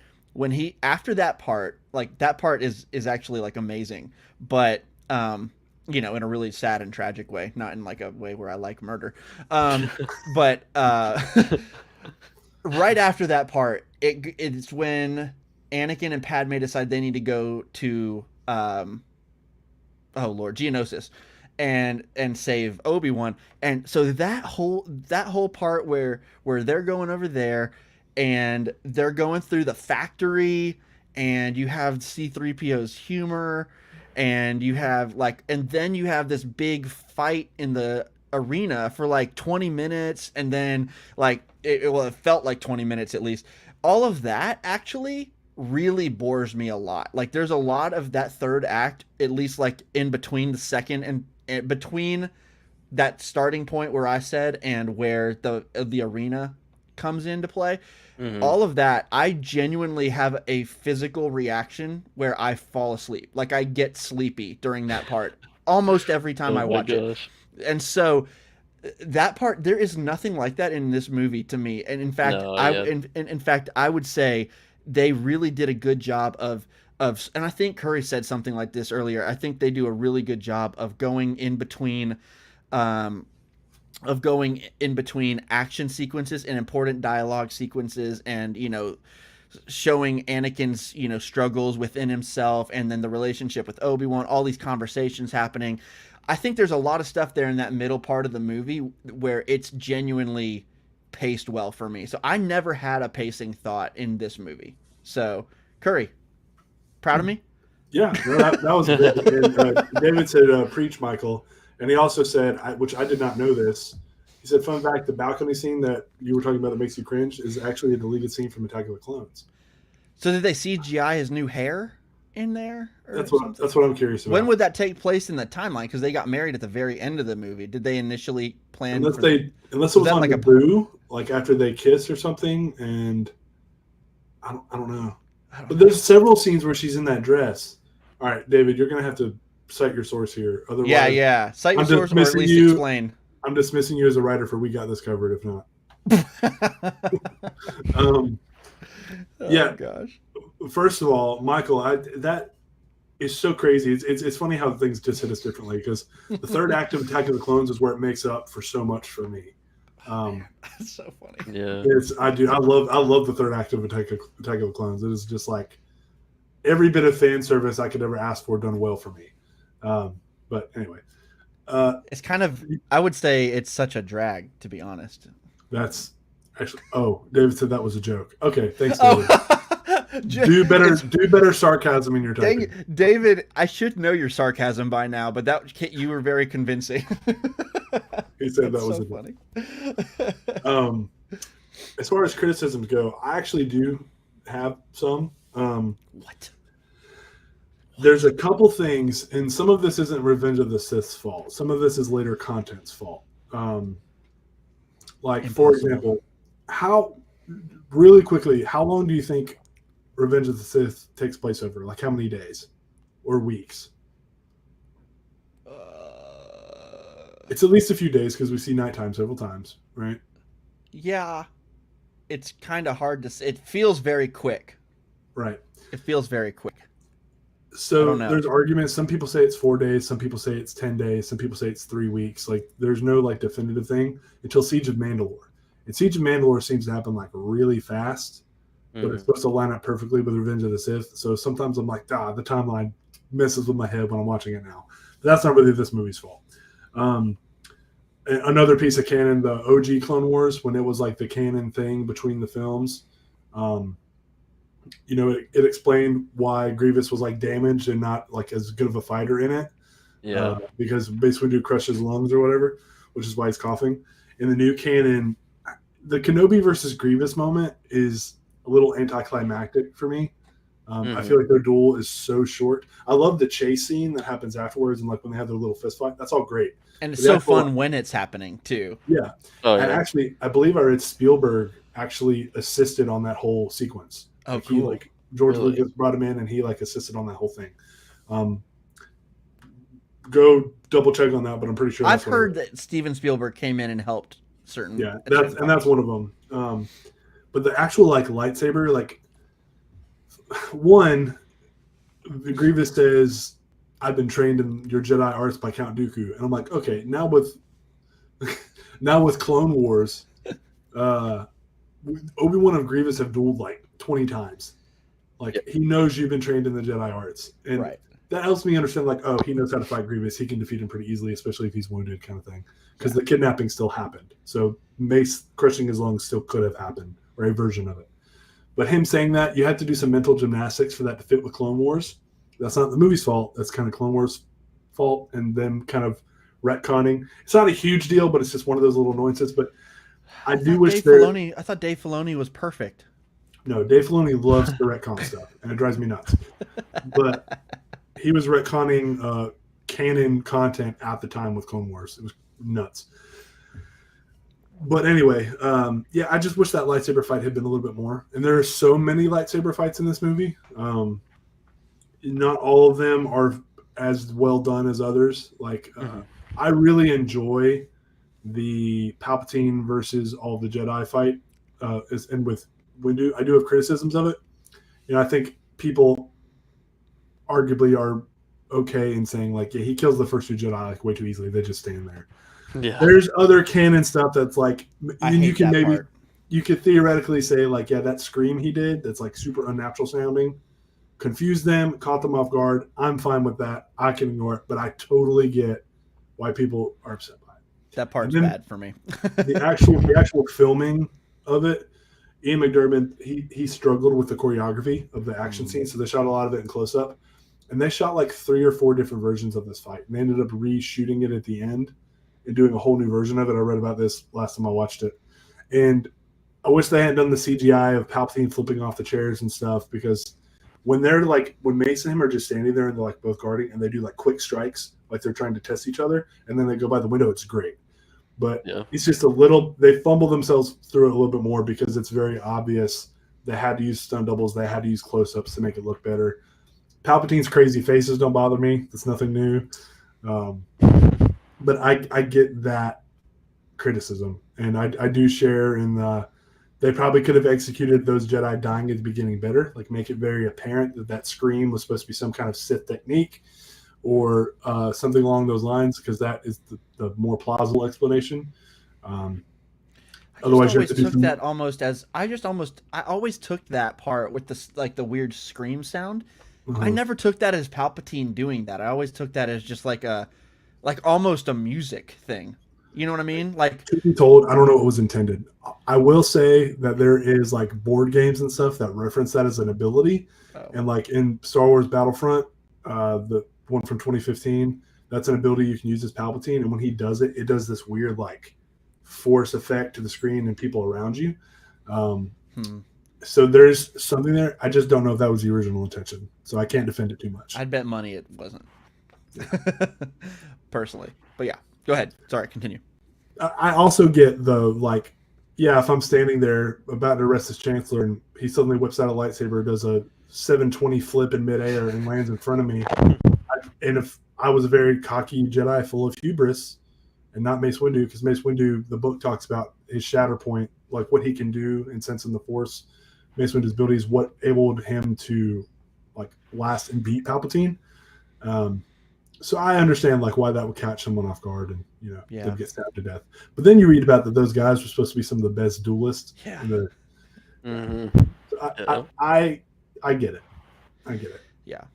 I that is one of my criticisms. I always think that is such even it wouldn't have been hard to make them last a little longer, and it wouldn't have taken that much screen time. It looks so lame the way that they do it. Like there's a few things in these movies when people, and honestly, this is a Star Wars thing from the very beginning of Star Wars. In that hallway on A New Hope, where Vader is entering the ships, people are like, blah! like people die in really silly, lame ways.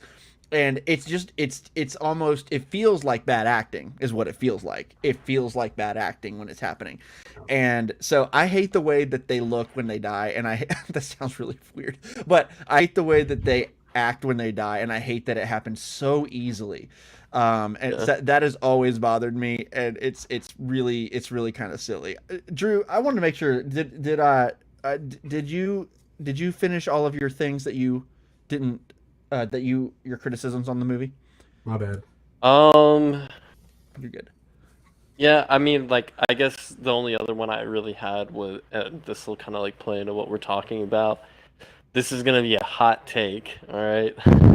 Oh, but here we go. As much as I love the prequels and like especially Revenge of the Sith, the lightsaber duels aren't it for me. Oh my. And I don't get me wrong, I love the last duel between Obi-Wan and Anakin, and I think it's like choreographed really well. I just think it's really stupid how they flip their lightsabers like in literally every movement that they have, and I just think it's like so overdone. And that's why like I prefer like stuff like the Clone Wars and stuff like that, because even though they might have like acrobatic movements, it's never over the top and it feels very natural, especially in the last season of the Clone Wars with, when they were doing the mocap stuff. Yeah, with Ahsoka and Darth Maul.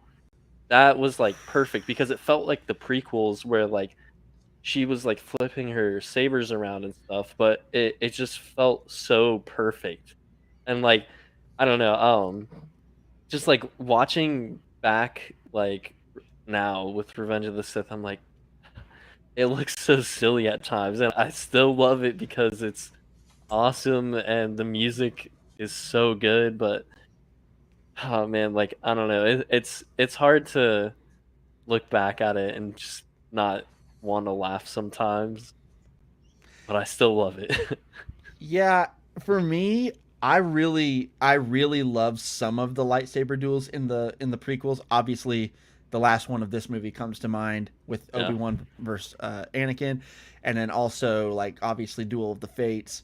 But then some of them, I am now, at least as now that I'm older, I don't know, maybe I'm just my tastes have changed a little bit or whatever. But I used to love the Yoda fight with Dooku in Attack of the Clones, and I still enjoy it now. It's fun to see that little dude flipping around when previously we'd never seen it. But it's just a little bit silly nowadays. For me, it's in this one. I feel like the battle between Yoda and Palpatine is kind of weird. I like the symbolism, like as they're fighting in the Senate and like, you know, the symbolism there. I like that bit, and I like parts of it for sure. But I feel like and I know Curry, I know you disagree with me here, but that's cool. But I feel like once Palpatine is like full on Sith Lord, and we all know it, and it's out in the open, I feel like whenever he's fighting Windu and when he's fighting Yoda, I feel like he's a cartoon character. I feel like he is just the way that he like laughs and stuff. I know what they were going for, and 98% of what Ian McDiarmid does in this movie works for me. But some of that stuff, like you were saying, Curry, where he flips in his chair, like that part is just like, it feels so not tonally consistent with the part of the movie we're in. Oh, I love that one, personally. Oh, really? I thought you said you didn't like it. No, I'm talking about when he's fighting Windu and he like jumps on a thing, then does a front flip and like is flipping around the room. Gotcha. The CGI just didn't work for me there. But. Gotcha. Whenever he like gets like he makes this sound like whenever he's doing it, and I'm just like, this is just so silly. He's not intimidating right now. He's just kind of a cartoon. And so some of that stuff doesn't work for me, and the lightsaber duel is fine, but I can totally tell that Ian McDiarmid struggled with it and all that. I can see it. Yoda looks fantastic. They have this close up on his hand as he's gripping the thing that like the seat that people would sit in the Senate right before he falls down. And it's just like right there, right in front of our face, his hand, and it looks so good. So I think there's a lot to love there, but I think that, and I think we need to transition here naturally. We're getting to an hour and 30 minutes, hour and 36 minutes. You're not gonna let me respond to that? No. You can respond to it, but I do want to transition. We're still in the lightsaber battles or duels. There's a couple parts, as much as the Battle of the Heroes, and I'll just gush about it for the rest of the time. There's a couple parts of that there's a couple sections of that where I'm just like, I feel like this is getting a little bit ridiculous, where they're jumping around on all of the, like on the lava, like they're just like, they're not burning up, they're like right on top of the lava, and they're just like balancing on these little droids as they fight, and where they're on there's this balance beam over the lava and all that stuff. I feel like some of that stuff gets a little bit ridiculous at times, and I'm like, good Lord, they're just like, they're doing a great job with acting on a green screen and all of that stuff. It's not anything that Hayden and Ewan aren't doing well. It's just, I feel like some of that choreography and some of the things that they do in that fight are a little bit insane, and I don't feel like they would do that. It feels kind of funny to me, but that's just my thoughts there. I love the fight though, and I can't wait to gush about it. You can respond, Curry. It's amazing. Every word of what you just said is wrong. Both of you, actually. I honestly could not disagree stronger with literally almost everything both of you said. The prequel fights, they developed 6 to 7 styles of choreography for the film because fighting with laser swords doesn't exist. And it was kind of an afterthought somewhat in the originals. And I don't personally think it's goofy at all. Yoda, everybody had the question of, well, if Jedi use lightsabers, how did Yoda fight? So I don't find it silly at all. Him flipping around was like a genius idea. So I love that moment. But I don't dislike him flipping around. I think the fight is not as good as people. I remember that fight as the one where we finally see Yoda go crazy, and I love it. I love that part of it. But the fight as a whole is just not that great when you take a bigger picture look, for me personally, outside of Yoda flipping around everywhere. And it's really short too, by the way. It's way shorter than I remembered. So is Yoda. He's way short too. I'm just kidding. Oh my gosh! What did you say? I said Yoda's way short too. But by the way, Jack says it's Star Wars. The whole thing is insane. And that was gonna be my point. You are not wrong, Jack. I totally agree with you. Honestly, this is just a personal taste thing. That criticism you made, like, I don't think you would say the same thing about Empire Strikes Back, the final fight in that. It's no, I wouldn't, because it feels way more grounded and it's decisions still are made that they would crazy. actually do that. It's crazy insane still though, especially for at the time. Like at some point, it's a movie, and these are like the super like Of powered, course. like overpowered like Jedi. It's the chosen one and his master. So the only part I might give you some is when they're on that big tower thing and they're climbing, and like Obi-Wan's trying to like kind of back away because he's on the defensive, and they do like the swinging clash or whatever. Yeah. Like that, I can like it doesn't bother me, but I'm like, okay, I can see where that moment may be too much. As far as like they're standing in the lava not affected by it, that's because you see the ray shields like guarding them from the heat. So Yeah, and that's fair. things. That's a fair point. That's totally fair. I think for me, what I mean by when I said I don't feel like they would do that, I don't mean realistically in Star Wars. I hate when people talk like that. That's not what I'm saying. I mean in this moment, I feel like there's two things I think. I don't feel like these characters would be looking for the most insane places to fight. I feel like they would both want to be smart about where they're going. And some of the things they do are just out like really ridiculous. And for me, I think the biggest thing for me is the best parts of this fight are where they are just wailing at each other like where one of them is just walking toward the other, and they're just like, you feel every emotion that you're supposed to feel. I feel Anakin's anger. I feel Obi-Wan's heartbreak that he's having to do this. Yeah. I feel, and in those moments, the fight is the strongest for me. And when they're swinging like Tarzan, or where they're balancing on a droid, like a small droid, like really balancing, that stuff takes away from that for me. It doesn't feel like the emotional fight we were just having up there. So for me, I just don't like it because it takes away from that emotion for me personally. Gotcha. I think I said it better that time than I did the first time. I love the choreography. I think it's a lot more fun than any of the other Star Wars movies, and really highlights the skill and everything. I can understand to an extent why it might be a little bit too much for some people. As far as like how ridiculous the Mustafar duel gets, I think there's something a visual storytelling piece there, and that Anakin is so blinded by rage, he doesn't care what happens. It's his fault that the whole thing starts collapsing because they hit the trolls. He's pushing Obi-Wan to the literal edge the entire time.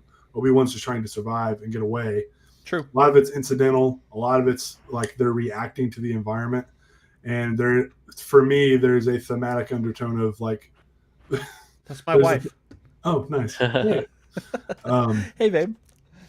There is a thematic undertone of Anakin is literally pushing himself and Obi-Wan to the depths of hell, like Mustafar being like hell, to the depths of it, to where he's literally caught up in the flames. And I don't think you could have Anakin like burning up the way he does without like them traversing the environment. And I don't know. I kind of feel like to be consistent with Star Wars fights, you'd have to carry that line of thought through a lot of the duels. And yeah, maybe it's just a taste thing. Yeah, I think it is a taste thing, but for me, a lot of the duels, the best duels are great because of the character moments between the two of them. You know, like, and I'm not saying that's wrong, because that is definitely the case here. But. Yeah, and it is absolutely the case. That's why this duel largely works for me. There's just a couple parts where I kind of roll my eyes a little bit. But yeah, Drew, any thoughts on this part? Any criticisms, or do you just love it like Curry does? No, yeah, I definitely agree with you. Like, it definitely is a taste thing, and like, because I think that the choreography is for the most part really good in Revenge of the Sith. I just think, for me, it's too over the top, and I totally am cool with it, and like, I get why people love it. It's just, for my personal taste, I prefer the more grounded lightsaber duels. Like, especially, this is gonna go off on a tangent a little bit, but like in The Force Awakens, I love how visceral the lightsabers feel. Yep. And like, it feels so powerful, like when Kylo's slicing and just like hitting the trees, and oh man, I don't know, it's so good. And I feel the rage. Yeah, you feel the rage. It feels visceral. It feels like they're wielding an actual weapon, and not that they're not in Revenge of the Sith, but sometimes it almost feels a little bit airy and like they're just like floating around and stuff. But I'm not dissing Revenge of the Sith. I still love it, and I still think, yeah. Jack, you shut up. Thank you, Jack. But yeah, No, and I think you're right, man. I think there's something to be said, especially in Force Awakens, when they bring back the mix of like visual CGI, visual effects with like actual sets. oh yeah, So there is like there's a certain grit to it that sometimes the prequels can lack. So I can understand Dude, that. that set, that scene where they're in the woods in the snow at the end of The Force Awakens is a massive set, and it's absolutely insane. Like, have Yeah. you seen that like documentary on the Force Awakens? yes, When I saw that was a full set, I was just absolutely blown away, and it looks It's so insane. good.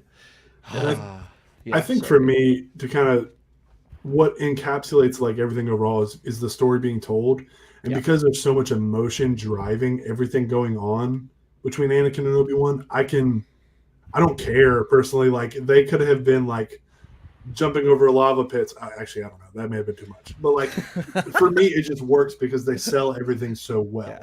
and it never, to me, it never loses itself in it. Whereas like The Force Awakens, and I might make Drew upset here, I struggle enjoying that fight because of the unbelievability of it. I just really, really struggle with how it's executed, and the entire third act of that movie frustrates me.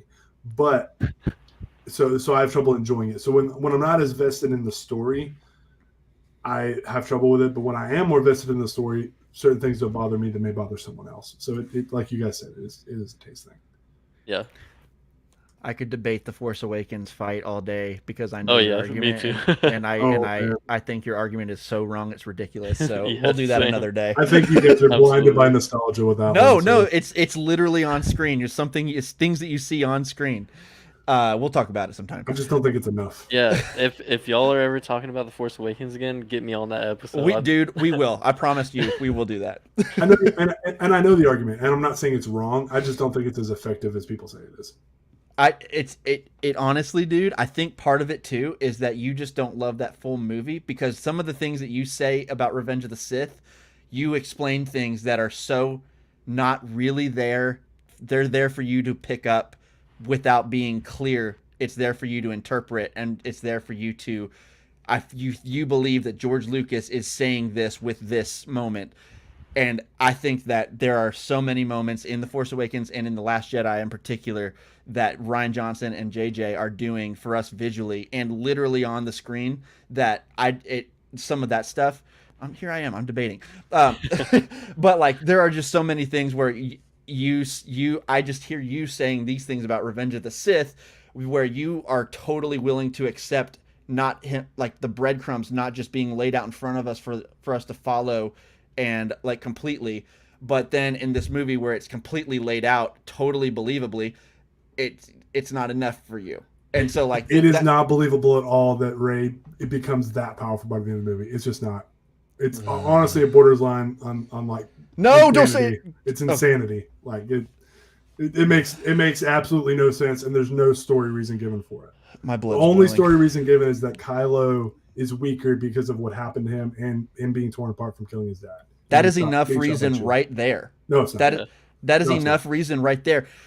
You see early. Oh my gosh, here we go with the debate. You see early in the movie when Han uses the what's it called, bowcaster or whatever it's called, where Han uses it, and you see Chewie use it too, and he's like, "Wow, I got to get me one of these." You see how strong it is, and you see Chewie shoot him with it, and then you just for good measure, you see Kylo hit his leg to remind us, oh yeah, he's hurt.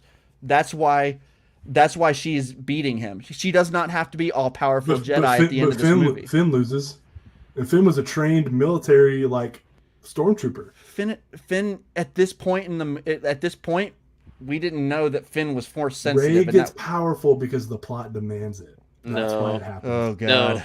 It is so lazily Rey's been constructed. surviving on her own since she was 5 years old on a desert planet that We're not was supposed to do this right filled with all kinds of No, knows what. with that logic, you could argue that Luke could have beaten Vader in the same Hey, context at the end how of did New Hope. Anakin blow up the Trade Federation ship when he was a kid and had no And you had training in no the issue Force? with that.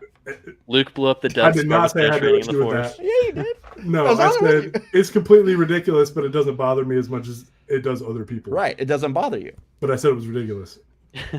I don't know. I don't know, Like, man. you guys are saying it's believable that Rey has like nothing, no knowledge whatsoever, and can suddenly do mind tricks and beat a trained from like 5 years old guy, despite being wounded. Yes, I will give you that. But to beat him in a lightsaber duel, it's ridiculous. She's so overpowered in Force Awakens. It's crazy. We're gonna leave it right there. We cannot do this for the rest of the podcast. It's crazy. This debate is one of like the ones that just gets me fired up the most, and I can't do it right now. We got to finish our Revenge of the Sith debate, or not debate. We got to talk about how much we love. David loves it, and I love David's it such too. an instigator. I love it. He is. And Drew, okay. we have argued about this a ton in our group So chat. much. So Yeah. like, there's a lot of like formal arguments coming up. So Yeah. Yeah, I can tell. Big time. Oh man. Okay, so back to this awesome ending of Revenge of the Sith. I pretty much I just want to say, those little nitpicks aside, in Revenge of the Sith, the duel between Obi-Wan and Anakin, those little nitpicks aside, I know I said that they make me roll my eyes a little bit, but like, Curry, you're right. The emotion in this scene is so palpable that as soon as that part is passed, I'm like right back in it, and it's all good. Yeah. But I love like I said earlier, you just feel the raw unfiltered emotion, and you feel Anakin's anger, and you feel Obi-Wan's disappointment and sorrow that he has to do this. And just whenever he's talking to Padme before, and he's like, I'm so sorry, just like, from this point on in the movie, Ewan McGregor is just absolutely phenomenal. And it's just it's all of that, the emotional weight of this. Honestly, when I think of Revenge of the Sith, the emotional weight of this fight and what happens here, this confrontation, is what sells this movie. Or honestly, it's not what sells this movie, but it is what I think of when I think of this movie. I think of heartbreak. I think so tragic. Drew, what do you think with this part of the movie, from pretty much once Anakin is Vader, once we get Order 66 on, just general like big thoughts and even details, like what do you think of this part of the movie? Yeah, like, this is definitely like my favorite part of the film, I think. Just because it just perfectly wraps up everything that we've been building towards in all three prequels, and it transitions so perfectly into episode 4.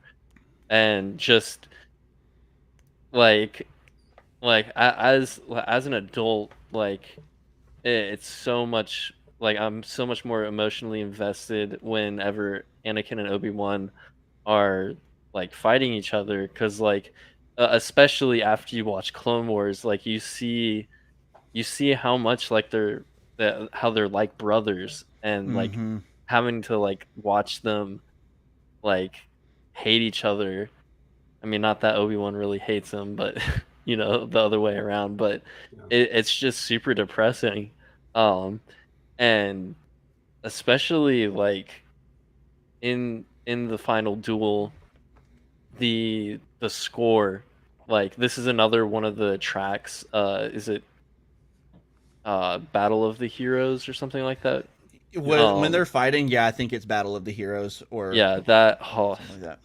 So good. And like, it just really plays into the themes of the storytelling right there, and it just adds so much more emotion. Man, I love it. And like, even everything after the fight, like seeing Anakin get repaired with the Darth Vader suit, and then like seeing Padme's death, and just I love the way that it wraps up. It kind of reminds me of Return of the King, Lord of the Rings Return of the King, where it feels like it has like 30 different endings Yeah. almost. But I honestly love it. And especially something that I didn't mention before, there's a lot of like vistas, like background shots behind the CGI, where like just the sky and just all of the like nature and stuff in the background, like it looks so good. Like especially there's the shot of Alderaan, and like you just see the lake in the background, and just it's so good. And Yeah, like dude. that's something that I forgot to mention earlier, but I think that Revenge of the Sith is also the strongest in terms of its visuals, with like just like the cinematography. I'm like, dang, like these shots look so good, even if like some of this is CGI. It's so good. But yeah, I think that just Revenge of the Sith wraps up perfectly. I couldn't ask for a better ending, honestly. Yeah. Yeah. I totally agree, man. I think the one part that I always wonder how I feel about, because I can argue I understand what they're going for here, but I also am but I'm also like, it kind of bothers me because it reminds me of something else. The Vader's no really is really hokey to me, and I know like he would yell in despair in that moment, and so like him doing that is not a problem. I just think the way it was executed is super corny. Yeah. It's not as bad as the special edition added one in Return of the Jedi. That's like the worst addition in the special editions to me, for me by far. But it is something that I was just like, I wish they would have just done that a little differently, because it is. I love it visually in that moment, and I love the idea of him just yelling in agony, but the way it happens just takes me out just a little bit. Other than that, even like Princess Leia. Princess Leia is born. She's not dying. Padme, even Padme dying of a broken heart, that doesn't bother me. Like that's not that kind of thing doesn't bother me. I see what they're doing there. It's just that one thing takes me out of the movie. And but other than that, the ending is so beautiful. I love the moment between Yoda and Obi-Wan, where he says, "An old friend wants to meet with you from the great beyond," or whatever he says. Okay, speaking of that, Woo. if we do not get a Qui-Gon Force Ghost in the Obi-Wan show, Yeah, I'm going to be furious. It's just one of those things. I never want to say, if this person doesn't show up in this show, then I'm gonna be mad, because ultimately that can be dangerous for us as fans to do. That's true. But it just makes so much sense. Yeah. Like it just makes so much sense for his emotional arc to have a Qui-Gon like Force Ghost moment. And I just think they're like, imagine seeing him just so like depressed in his cave all by himself. And Qui-Gon comes and visits. I just got chills thinking about it. Liam Neeson was supposed to cameo in Revenge of the Sith for that, but that was when his wife died. Oh no! And he couldn't. I've also heard that rumors or speculation that Qui-Gon may just be like a voice, and I really hope he shows up in the flesh, like, well, as a Force Ghost. But yeah, right. I mean, right. I would take just the voice.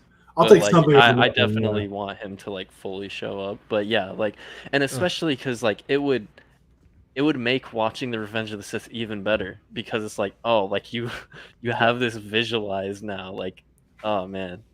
Yeah, I completely agree, man. It's just one of those things. I'm trying not to have expectations. I expect for this show to be good. That's my expectation. Is I want a quality Star Wars show.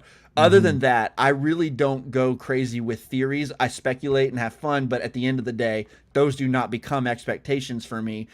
It's hard for this to not be. I'm not gonna lie. It is really. This is definitely by far the hardest time I've ever had not expecting for a cameo or an appearance from someone in a movie or in a show.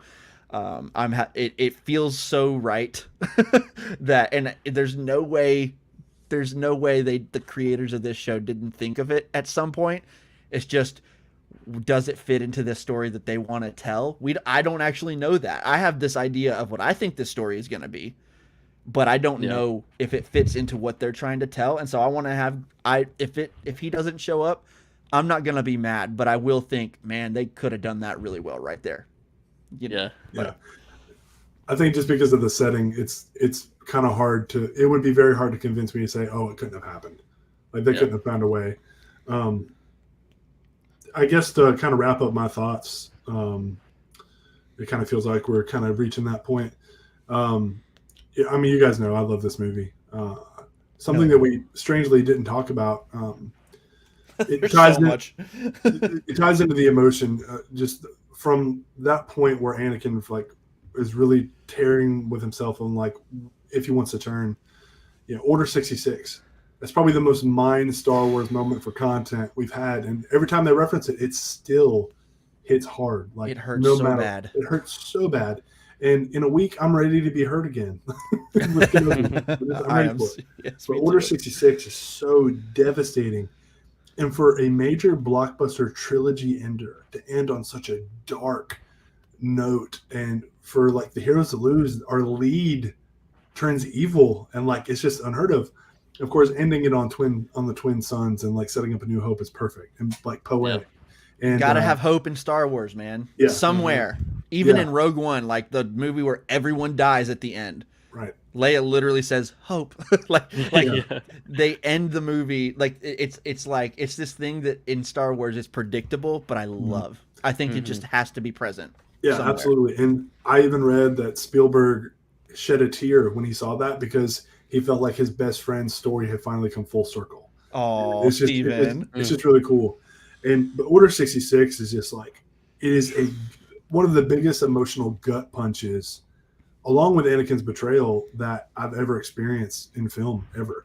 Michael, just to respond to a couple things you said, I'm really relieved to hear that Padme's death doesn't bother you. I think I can understand why some may struggle with it, but I think that's a concept I've encountered in many other stories where people die of broken heart, and that honestly is a real thing. There's a lot more to it, I think, if you're going to talk about it in reality, but I definitely believe that it's possible.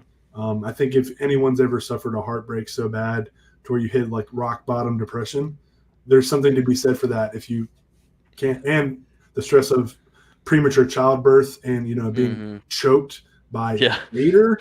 The droid says she's lost the will to live, and it's easy for us to say as bystanders, oh, well, you know what? You have kids, so get over it. These kids need their mom. It's easy for us as bystanders to say that, but that is something. Losing the will to live is one of those things that I can't.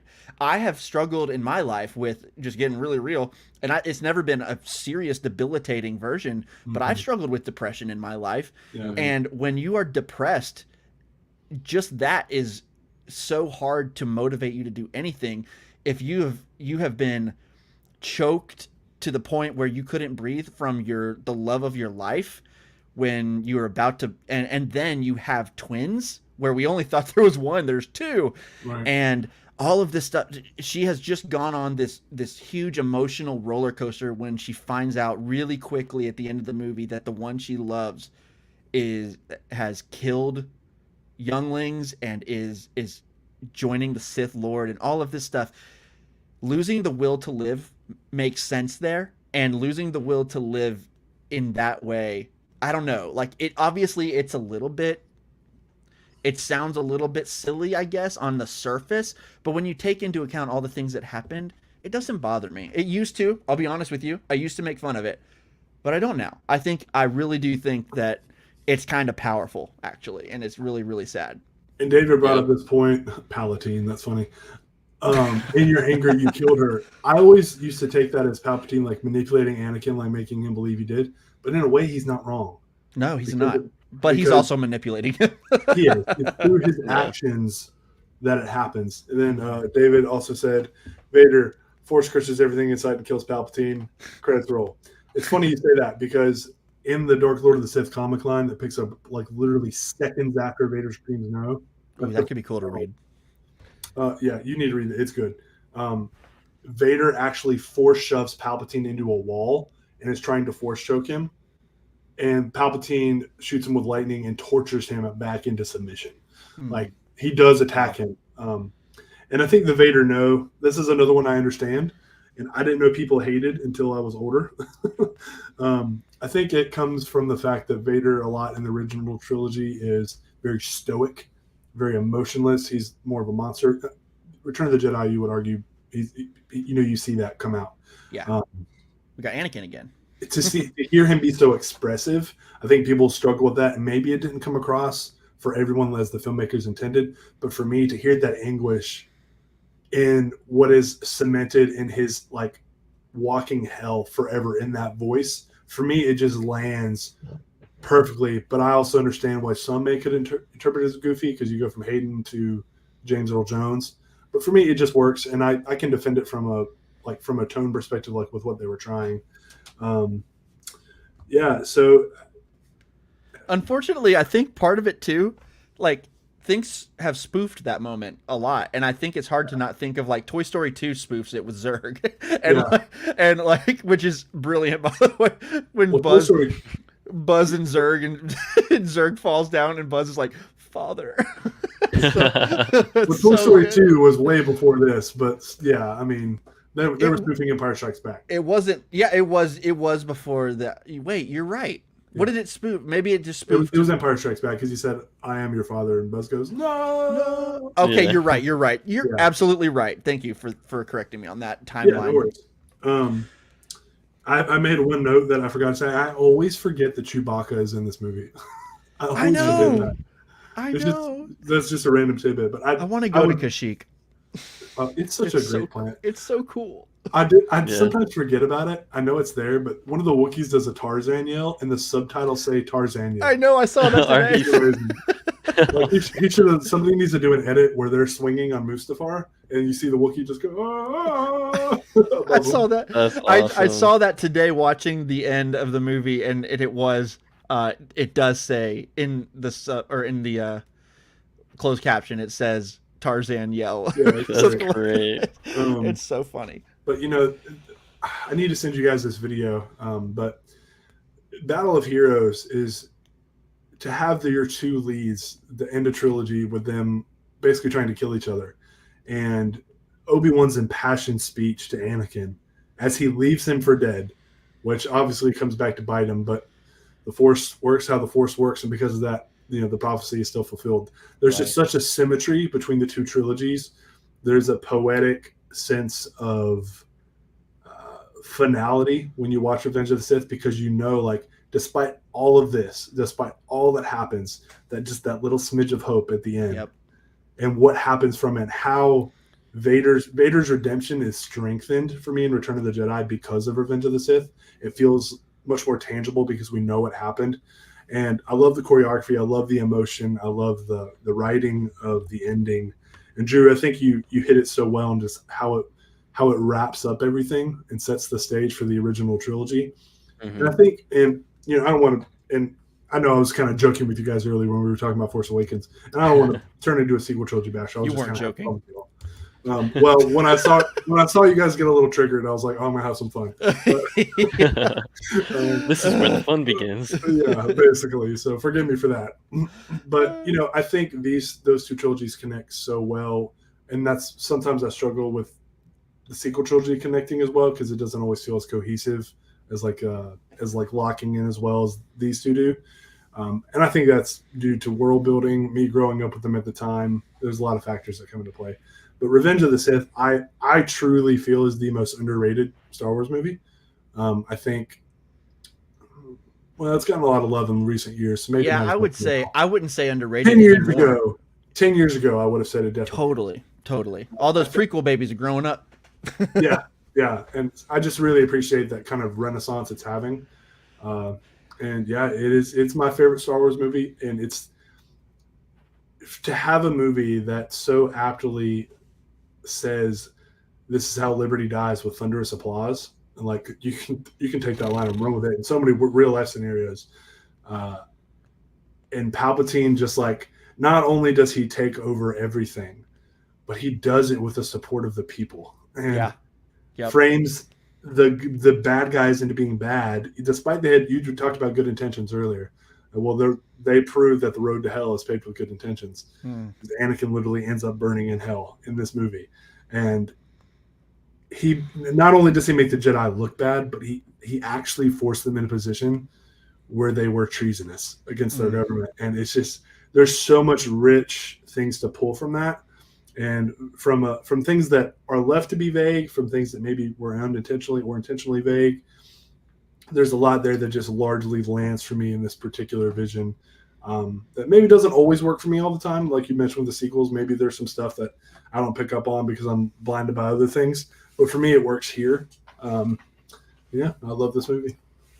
Yeah, man. I love it. Dude, I really have enjoyed. By the way, I've really enjoyed this walkthrough of all three of these movies. This has been so much fun getting to revisit these, and it just, I got to give you credit. This was your idea, Curry, to do this prequel watch leading up to the Obi-Wan Kenobi show, and I just think it's perfect. I think it's so perfect to do. And what I'm going to do this week now is I'm going to just watch some Clone Wars episodes that happened around like near the end of the show, and then I'll probably I just started. I'm 7 chapters into reading or listening to Master and Apprentice.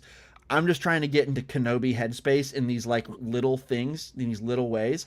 And I'll probably watch Twin Sons, the episode of Rebels, with Obi-Wan later, just to cover all my bases and get into Obi-Wan gear.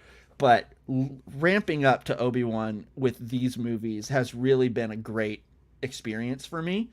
And again, I think honestly, I wondered, would my rankings change on this rewatch? I don't think they have. I think they're pretty solid where they're at. I still think this is a top 5 Star Wars movie. I still think Phantom Menace is my, like, I always tell people, I always say on here, number 6 through 9 kind of just go on a daily basis. It's just like, no, today I love The Force Awakens more, and no, today I love the Phantom Menace. Like, it's just like daily. But Attack of the Clones and The Rise of Skywalker are down at the bottom. Nothing has changed, but I have found it's always just so rewarding to rewatch these movies and look for great things in them because they're all over the place. And especially with this one, this movie is special.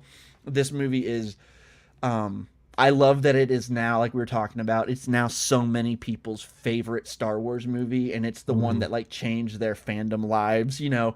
And it's one of those things that I will always love this movie. I won't always love it as much as you do, but I'm just so glad. I'm so happy that I have gotten to the point over the years where I actually appreciate the prequels now.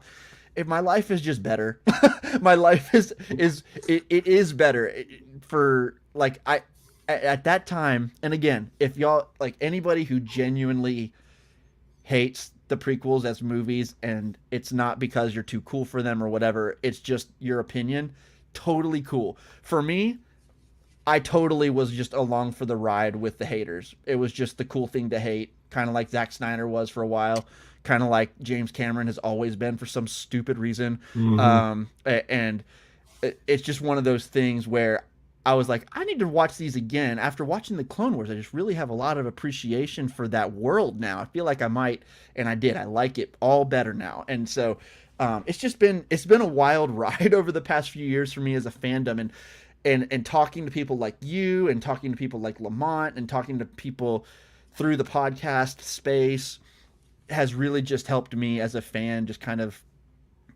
be able to talk about these movies in a better way. And at least when I have criticism, they're not stupid. Like they're just not ignorant, you know.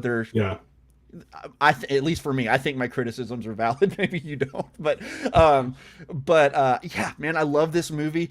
I do want to give one shout out in this movie that I don't feel like anyone ever gives, and I gave one last week, and I'm going to do it again this week for the same character.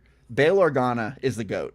I love Bail Organa so much. I wish he had more time in it, to be honest with you. I do too, man. I love his presence at the end of the movie. throughout the whole trilogy, he's just this stable, like this stable presence that these guys are all politicians, but I feel like I can trust that one, just like Padme. And like even at the end of Attack of the Clones, where they're all like all of the bureaucrats are looking over the clone army, and it's just this like really evil looking moment. But Bail Organa's standing there, and he looks so distraught in that moment. And then here, I brought this up last week too. I just did a binge of The West Wing for the first time. I had never seen it, and Jimmy Smits is a prominent character in the last couple of seasons, and he's a politician. Also, he's a presidential candidate, and I love him as an actor so much. And seeing, just doing the West Wing binge and then just watching these prequels with him in it, every time he shows up, I'm just like, Bail Organa. Like it's just this really funny thing. But I love, and seeing him take Leia home to his wife, and that, like Drew, I think you mentioned that beautiful shot of what I have to assume Alderaan is just the most beautiful place in the entire galaxy. I love it. I love him. But for a short while. Not a whole lot longer there. he was great in Sons of Anarchy too. He's a good actor. I love his on Rogue One too. Honestly, this is something like, and I know they don't need to make spin-offs of every character, but like, give me a Bail Organa like political drama Star Wars spin-off. I always want to watch that. I hope he's in Andor and plays a big role in that. Yes. Dude. Fingers if he crossed. shows up in Andor, I will be so happy. Oh my gosh, I'll be so happy. Is like a huge part of it, and I'm hoping they're saving him as like a big surprise because he's the perfect age for it. Like what he was doing during the time of the Empire, like it just interests me so much. It's so fascinating. And I'd love to see like it. If Drew, I'm gonna run with you on this. If they did a like thing about like what he's doing to like support the rebellion, like a limited series, and have it end during A New Hope with his destruction, like him dying on Alderaan. Oh my gosh! Make it such a gut punch, like hurt me. I'm ready for it. Yes, it already hurts me like a lot seeing A New Hope and thinking, oh, Bail's on that planet. Like it already hurts honestly, me now. that could add some emotional levity to A New Hope too. Like it could make it hurt even more because this is a whole thing, but like that moment's a little emotionally void just because we didn't. But what you're saying that, and I understand what you mean in the context of that movie at that time. But now it's different. Yeah. Even knowing Bail Organa, how we know him now, knowing he's on that planet right then, and his grown-up daughter is right here on this ship, I can't. It does actually add a ton of weight to that scene. So having more added to it by actually experiencing that. Yes, like I just think there's from a visual perspective solely, I just think there's so much to mine from that. And there was two things I want to say before we wrap up, and this is going to be my last thing. I think there was a time liking the prequels was a very uncool thing. Loving the prequels was like, you better not. And I think in a lot of lists, there's, not saying you guys do this, there is pressure from the fandom that if you don't have the original trilogy in your 1, 2, 3, or at least in your 1, 2 or whatever, or if Empire's not at the top, then your list isn't really valid. And I felt that pressure for a time, and Revenge of the Sith gradually moved up, and then I had to ask myself, like, which one do I enjoy more? Which one do I find myself thinking about more? And had such a lasting effect on Star Wars lore and for me and these things in modern times. And like, it's hard to argue with the original trilogy. I can make cases for any of them, but being able to finally come to a peaceful resolution, knowing Revenge of the Sith is my favorite, despite it being a close call some days, which I know you guys can sympathize with. Like, going between Revenge and Return and Empire, like, is a constant battle. But it's just nice to be at a place in a certain part of the fandom with you guys, and that's why I'm so thankful for you guys, where that's encouraged. And like, oh, well, that's your opinion. Tell me about it. Not, oh, that's your opinion. Don't talk to me. It's just, I'm glad that there's a portion of the fandom that's come that far. And secondly, and I cannot stress this enough, I just want to plug the book again. If you love Revenge of the Sith, the novel is so worth it. It is the first Star Wars book I read portions of. That may be a lie. It's the first one that I read a lot of. And it makes the movie even better in places you didn't know it needed, that it could be better. Yeah. and I just really really love the writing. So check it out. Awesome. Yeah. Cool, man. Yeah, dude. And with the ranking thing, for me, like I totally feel you on that because although my pressure is not from the fandom, it's from me. I feel sometimes like if Empire's not my number one and The Last Jedi passes it, I feel like I'm betraying the best movie of all time, even though that's ridiculous. But I feel that even like there are times where it's like Return of the Jedi has been my favorite for a long time, and then at times Empire has been my favorite, and at times I wonder if The Last Jedi is my favorite. I don't know. I don't think it is. I love it and I will defend it forever, but I really do think Empire is better, and I think I might even enjoy it more. I don't know. But I do struggle with this, and it's not even necessarily from fandom. It is from myself. And it's from me not letting myself just like what I like. And so, or even feel it's such a ridiculous notion of like betraying a movie you feel is perfect, but it is. That's what I feel. I feel that way about Empire Strikes Back. And it's that best versus favorite debate where there's it is also like so much nuance there. But it is also like my favorite too. Like it's the best, partially because it's my favorite because it's the best in a lot of ways. I feel the same way. Yeah, it is hard. It is really hard. It's a conversation that's really tricky. To me, I have a hard time not distinguishing best and favorite. I have a hard time with that. I'm like right in the middle.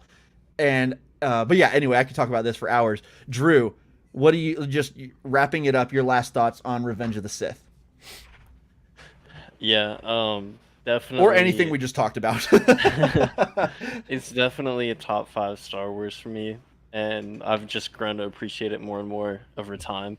And I've always loved it. Like even back when I did have a period of time where I was like kind of hating on the prequels, I still loved it. I still was like, nah, Revenge of the Sith is good. But yeah, definitely top 5 for me. I was just changing my ranking on Letterboxd right now while we were talking about it. But you should definitely disclose it to us on the podcast because I'm curious. Dude, should we run through our rankings? I'm just kidding. I gotta rework some stuff, but at the moment, the top 5 is A New Hope, The Force Awakens, The Last Jedi, Empire Strike Back, and Episode 3. But I think Empire Strike Back might be above The Last Jedi, but I don't know. I'm wrestling with the same question, my friend. Michael, can you name your current top 5 real quick? My favorite is Empire Strikes Back. Second favorite is The Last Jedi. Third favorite is Return of the Jedi. Fourth favorite is A New Hope. And number 5 is Revenge of the Sith. Okay. My current top 5 is Revenge of the Sith, Return of the Jedi, Empire Strikes Back, A New Hope, Rogue One. Nice. Yeah, and for me, like the 2 hardest is between Empire and Return. That's where I feel that like struggle so much. Yep. And once I come to a good place on that, then it's going to be Revenge of the Sith versus that one. I know it's going to happen because it's hard to argue with the original trilogy. Because if somebody asks you, well, if you could pick one trilogy, what would you pick? Oh, original, no question. Yeah. As a whole, I still think the original trilogy is the best. So yeah. I feel like it's the most consistent out of the 3. Yeah. Oh, 100%. It is. But yeah, Drew, any other thoughts on the actual movie of Revenge of the Sith? Yeah, I think I don't know. I don't have anything off the top of my head. All I'm gonna say is again, give me that Bail Organa series. I need it. Dude, I'm with you, man. I could really enjoy that a lot, and I would love to see him in Andor. And by the way, I'm getting more excited about that every day. Yes, too. Cannot wait. And I think it's going to be 12 episodes, if I'm not mistaken. From what That's what I heard too. And a second season too. So. Yeah, they've already confirmed a second season. So they could do so much with that time period from the. Oh gosh, so much they can do. I know, and what I love is that when I come to Star Wars, I lean toward the Force stuff, the Jedi, like all that stuff. That's what I come for. Like that's that's why I come to Star Wars in 8 out of 10 times. But I love the boots on the ground rebellion versus the Empire stuff too, and doing it like this in more of like an espionage thriller type of a thing. Oh. I mean, come on, dude. Like, that sounds so freaking good. And I like the character of Cassian. I want more of his story. Mm-hmm. And Mon Mothma too. I've always loved that character, and she hardly ever has a big role to play. I think her biggest role is in Rebels, I think, if I'm not mistaken. Yeah. And so and she's great. I love her character, and like seeing the tough decisions that she has to make because she believes that the Empire is evil, but also like is she willing to get her hands dirty to do what might be necessary? And like that's the question that's going to be at the heart of the show, I think. And like Saw Gerrera and all that, I think this show could be really, really cool and really fun and powerful. But I'm very excited. Yeah. Oh, yeah. So, guys, we have to wrap up. We have been going for like almost 2.5 hours. So, this has been a great episode. I've had a lot of fun with you guys and talking about this awesome movie. And honestly, I have notes that I didn't get to. Like, we could have talked about this movie for another couple of hours. And we could have done a 3-part series on this, a 3-part podcast series on this movie alone. But we got to stop sometimes. So, guys, thank you in the chat. I know we didn't get to you guys quite as much as I normally like to today, only because there was so much that we had to talk about. But Jack and let's see, we got Jack in there. We've had David in there for a while. Drew was in there at one point, and I missed him. I think he might be gone now. And my wife was in the chat for a minute. And but yeah, thank you all of you who joined us for this, or at least a lot of this episode. It's been a really great time. I want to say again, please be sure. I know Jack says I've been here the whole time. I know you have, dude. You're the man. Please be sure, if you have not subscribed to the podcast, please do that and leave us a rating and a review. That would really, really help us out. And like I said earlier, follow us on all of our social media, and that'll be down in the description below. I'm not going to go through all that. Curry, I know you have things other than this podcast in the works. What are you working on? Yeah, so Lamont English and I have a YouTube channel called Nerd City Central. We haven't done anything in a while, but I'm thinking that might change here shortly. Drew has that viralhair.com. I've actually published a few reviews with them, movie reviews with them as well, and have some more in the works, including a full set of prequel trilogy reviews coming out hopefully within the next week. And I'm also in the works of, you can see the video setup, of getting my personal YouTube movie reviews going again. You can follow me at Curinator1 on YouTube. And I'm excited to get back in the grind of doing it. Awesome. And it's been great having you back on the podcast more frequently too. I know it's been crazy over there for a while, so it's been awesome getting you back over here. Yeah, it's been fun. I'm glad to come and set you guys straight. So. Oh man. Drew, how about you? I shoot first, like Oh my gosh. I can't even recover, dude. Okay, Drew, how about gonna go see Young Yub Nub. Victory celebration is better. Okay, go ahead, Drew. Yeah. Oh man. I don't even know what to pick in that debate, but Yub Nub, they're both bangers. Don't snub the Yub Nubbers. I'm sorry. Oh man, no, you're good. Drew, let me intro Drew one more time. Drew, where can we find you, and what are you working on right now? Yeah, so I'm writing a few reviews currently for the Viral Hair, which is the link that I have on my name right now. Viral and that Hair. is HARE for Yes. the audio listeners. Yes, viralhair.com, and then. Also, I'm one of the admins of the Outer Rim, a Star Wars group. Yeah, you are. Yeah, y'all should definitely check that out. It's popping, It's definitely better than a certain point of view group. You know what I'm saying? No, but yeah, definitely check us out. We have a YouTube channel, and we're gonna do reviews of all the upcoming Obi-Wan episodes. So yeah, keep an eye out for that. Yeah, dude, I'm so excited for this show. I cannot wait. And So stoked. like especially like I was talking to one of the fellow admins of the Outer Rim, and we were just like kind of talking about that fatigue that we've had. Like it's like, oh, the Book of Boba Fett came out. It's been a few months now, and like we already want more Star Wars, and we're so close to Obi-Wan. Yeah. I don't know about fatigue. I don't know if I have Star Wars fatigue ever, really.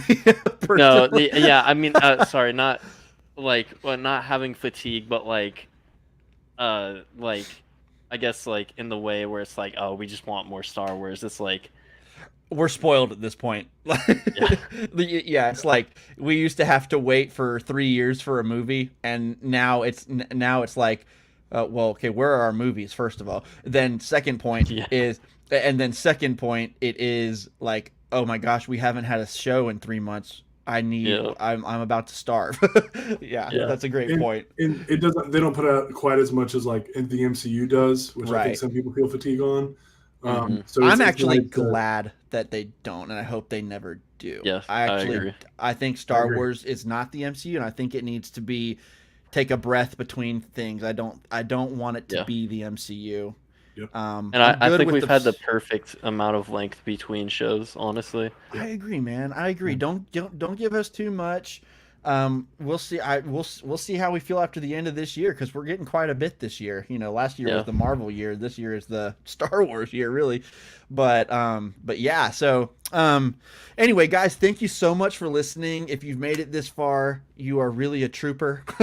And we will be doing review episodes on Obi-Wan Kenobi starting next week. This is the last episode of the podcast before Obi-Wan comes out, unless we do something special for Celebration, which who knows.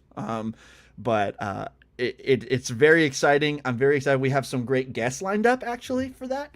And so I'm very excited to get into those reviews and actually start talking about the show that we've been eagerly anticipating. So with all that down, thank you so much for joining us. And until next time, may the Force be with you always.